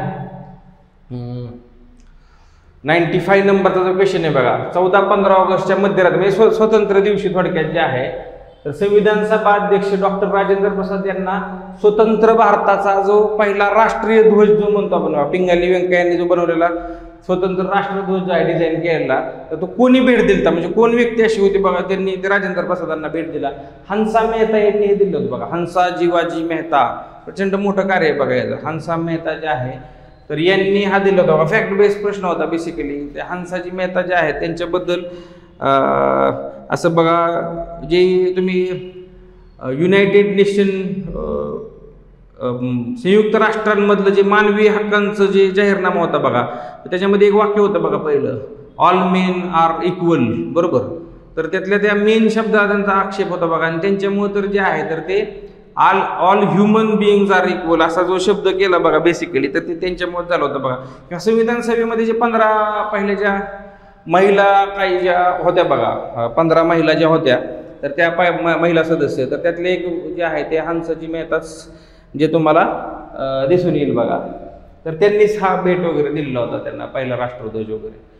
ओके, ते ऑप्शन नंबर 1 जे असेल ते त्यामुळे याचं करेक्ट आन्सर असेल बघा. त्याच्यानंतर 96 नंबरचा क्वेश्चन आहे बघा, की 1228 मध्ये सुकाफाने काय केलं, तर अहोम राज्याची स्थापना केली, पण महानदी खोऱ्यात थोडी केली, ते ब्रह्मपुत्रा खोऱ्यात केली असेल. आसाममध्ये ना अहोम किंगडम आणि अहोम चर्चेत प्रश्न यासाठी टाकलाय बघा. या अहोमची जी पहिली राजधानी चराईदेव, इथे सुकापाचा मोईडम्स ऑफ आसाम किंवा मोईडम्स ऑफ अहोम डायनास्टी यांच्या आसाम मधलं हे सगळं. महानदी तिथे येणारच नाही, पहिलं स्टेटमेंट त्यामुळे चुकीचं असणार आहे, बरोबर ना. कोणतं विधान बरोबर विचारलं, जिथं आहे बघा डायरेक्ट तुम्ही आन्सरपर्यंत जातात बघा. 2 डिसेंबर त्यांचा वाढदिवस जो आहे या सुकाफाचा, तो अहोम दिवस किंवा आसाम दिवस वगैरे म्हणून साजरा केला जातो.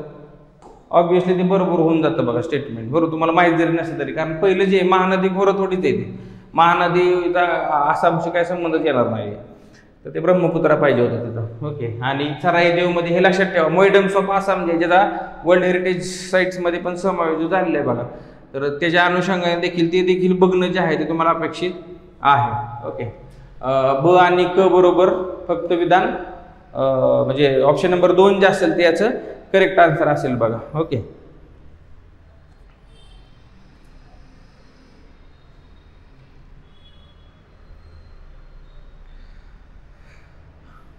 त्याच्यानंतरचा प्रश्न बघा 97 नंबरचा प्रश्न आहे बघा. संत रामानंद, ओके, सेंट रामानंद यांच्याबद्दल विधान तुम्हाला दिली आहेत, योग्य विधान जे आहे ते तुम्हाला निवडायचे बघा. संत रामानंद जे आहेत बघा, त्यांचे 12 लोकप्रिय शिष्य होते बघा. त्या 12 लोकप्रिय शिष्य धन्ना, पिपा, ओके, असे तुम्हाला नाव ऐकले असेल बघा.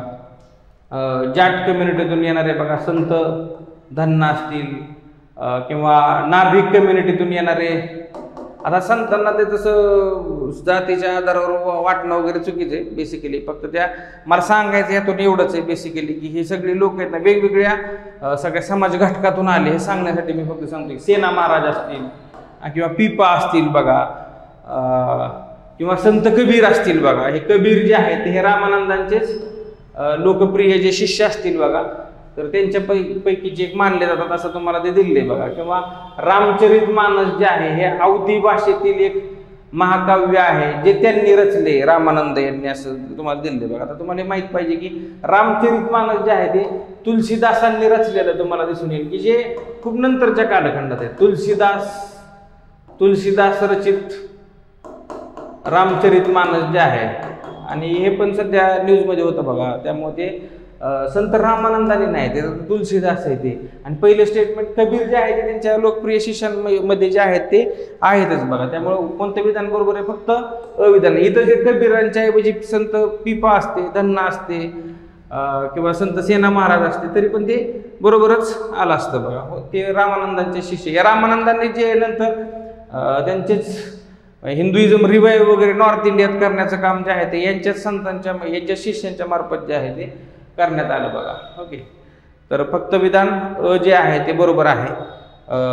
ब जे आहे ते रामचरित मानस जे आहे तर ते तुलसीदास रचित तुम्हाला दिसून येतं.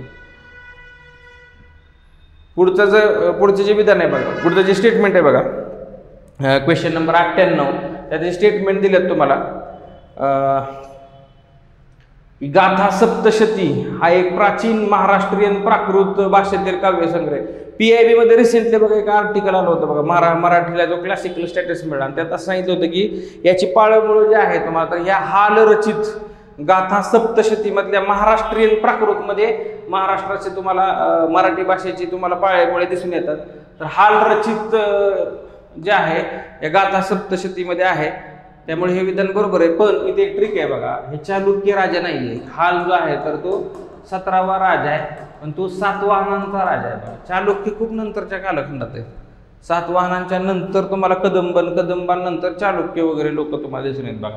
ज्या कदंबांची जे आहे सातवाहन साम्राज्य संपल्यानंतर बनवासी या ठिकाणचे आहे बघा, राजस्थानमध्ये वनवासी किंवा बनवासी आपण ज्याला म्हणतो ती राजधानी तुम्हाला दिसून येईल. तिथं हाल यांनी रचलेलं गाथा सप्तशती आहे, पण ते सातवाहन राजे त्यामुळे हे चुकी ठरतं. ऍक्च्युअल मध्ये गाथा सप्तशतीमध्ये मराठी भाषेचे रेफरन्स आहेत बघा. मराठीचे इतर संदर्भ विनय पिटाका, दीपवंश, महावंश सारख्या भारतीय साहित्यात म्हणजे हे बेसिकली दीपवंश हे सगळे ते बुद्धिस्ट लिटरेचर आहेत बघा. तसंच कालिदास आणि वररुची ओके यांच्यासारख्या लेखकांच्या म्हणजे व्याकरणाच्या रिलेटेड जे आपण वररुची किंवा कात्यायन ज्यांना म्हणतो बघा, तर यांच्या साहित्यामध्ये देखील मराठीचे दाखले तुम्हाला सापडतात. हे विधान बरोबर आहे बघा. काही बुद्धिस्ट लिटरेचर जे आहे त्यामध्ये आहे किंवा कालिदासाच्या साहित्यकृती देखील मराठीचे रेफरन्स आहेत. पण हाल यांच्या गाथा सप्तशतीमध्ये पण आहेत, पण हाल जे आहेत ते सातवाहन राजे त्यामध्ये विधान चुकीचे आहे बघा. PIB मध्ये रिसेंट एक आर्टिकल आलं होतं बघा, म्हणून ज्या अनुषंगाने हा प्रश्न डिझाईन केलेला आहे बघा. कोणते विधान बरोबर आहे? फक्त ब विधान जे आहे तर ते बरोबर आहे, म्हणजे ऑप्शन नंबर 2 जे असेल ते याचं करेक्ट आन्सर असेल बघा. जर इथं फक्त सातवाहन असतं तर उत्तर जे आहे ते दोन्ही बरोबर जे आहेत असं आलं असतं बघा. ओके, त्यानंतरचा बघा 99 नंबरचा जो क्वेश्चन आहे बघा, औरंगजेबाच्या मृत्यूनंतर म्हणजे 1707 नंतर जे आहे ते सादत खान जो आहे तो अवधचा पहिला नवाब बनला. बरोबर आहे बघा. वेगवेगळ्या ज्या डायनेस्टी बघा, निजाम असतील हैदराबादला किंवा बंगाल प्रांतामध्ये सादत खान काय करतो, इकडे खाली चिनकिलीज खान जो आहे तर तो नवाब म्हणजे स्वतंत्र एम्पायर जे आहे, स्वतंत्र मुघल साम्राज्याच्या अंडरच पण थोडंसं इंडिपेंडंट एखादं एम्पायर असल्यासारखं नामधारी सुजर्निटी फक्त मुघलांची जी आहे तर अशी नवाब पद जे आहेत तर ते डिक्लेअर करतात बघा. जसं खाली निजाम जे आहे तर चिनकिलीज खान स्वतंत्र एम्पायर एस्टॅब्लिश करेल बघा, तसं इकडं अवध भागात जो आहे तर तो सादत खान करेल बघा. किंवा बंगाल भागामध्ये मुर्शिद कुली खान जो आहे तर तो आपलं स्वतंत्र एम्पायर करेल बघा, पहिला नवाब वगैरे बनेल. तर इथं बंगालचा पहिला नवाब अलीवर्दी खान आता सांगितलं बघा. मुर्शिद कुली खान जो असेल त्याच्यानंतर मग अलीवर्दी खान वगैरे येतील बघा. मुर्शिद कुली खान जो असेल तर तो असा नवाब बनेल पहिल्यांदा. इकडे सादत खान बरोबर आहे, इकडे मुर्शिद कुली खान पाहिजे होता, त्यामुळं पहिलं बरोबर आहे बघा, दुसरं चुकीचं. कोणतं बरोबर आहे? फक्त अ बरोबर आहे बघा. 99 नंबरचा जो क्वेश्चन आहे बघा, फक्त अ विधान जे आहे ते बरोबर आहे. ऑप्शन नंबर 1 जे असेल ते त्यामुळे याचं करेक्ट आन्सर असेल बघा. तर लास्ट 100 नंबरचा जो क्वेश्चन आहे बघा, लास्टचा जो प्रश्न आहे बघा राज्य आपल्या टेस्ट सिरीज मधला, तर कदंबांची राजधानी मागाशीच तुम्हाला सांगितलं बघा की हाल यांचं जे गाथा सप्तशती सांगितलं मराठीचा उल्लेख करताना, तेव्हा तुम्हाला सांगितलं की हा जो रिजन असेल बघा, बेसिकली हा जो रिजन असेल तर एक काळी जो सातवाहनांच्या ताब्यात होता बघा. हा सातवाहन साम्राज्य संपल्यानंतर या भागात जे आहे तर ते कदंब जे आहेत, कदंबांचा वंश येतो बघा. आणि इथं त्यांची कॅपिटल असेल, ज्या कॅपिटल असेल बनवासी. ओके, या कदंबांच्याकडे जे आहे एकेकाळी मांडलिक असणारे चालुक्य नंतर आपली सत्ता वगैरे इथं गाजवतात बघा. ज्या चालुक्यांची राजधानी काय असते? बदामी असं म्हणतो बघा. बदामी जे तुम्ही बघितलं असेल बघा. ओके, तर बनवासी जे आहे कदंबांची राजधानी, म्हणजे ऑप्शन नंबर 1 जे आहे ते याचं करेक्ट आन्सर आहे बघा. हे सगळे होते बघा राज्यसेवा टेस्ट नंबर 12 किंवा कॉम्प्रेहेन्सिव्ह जी आपली GS ची जी 11 नंबर टेस्ट आहे बघा, याचे सगळे प्रश्न. धन्यवाद.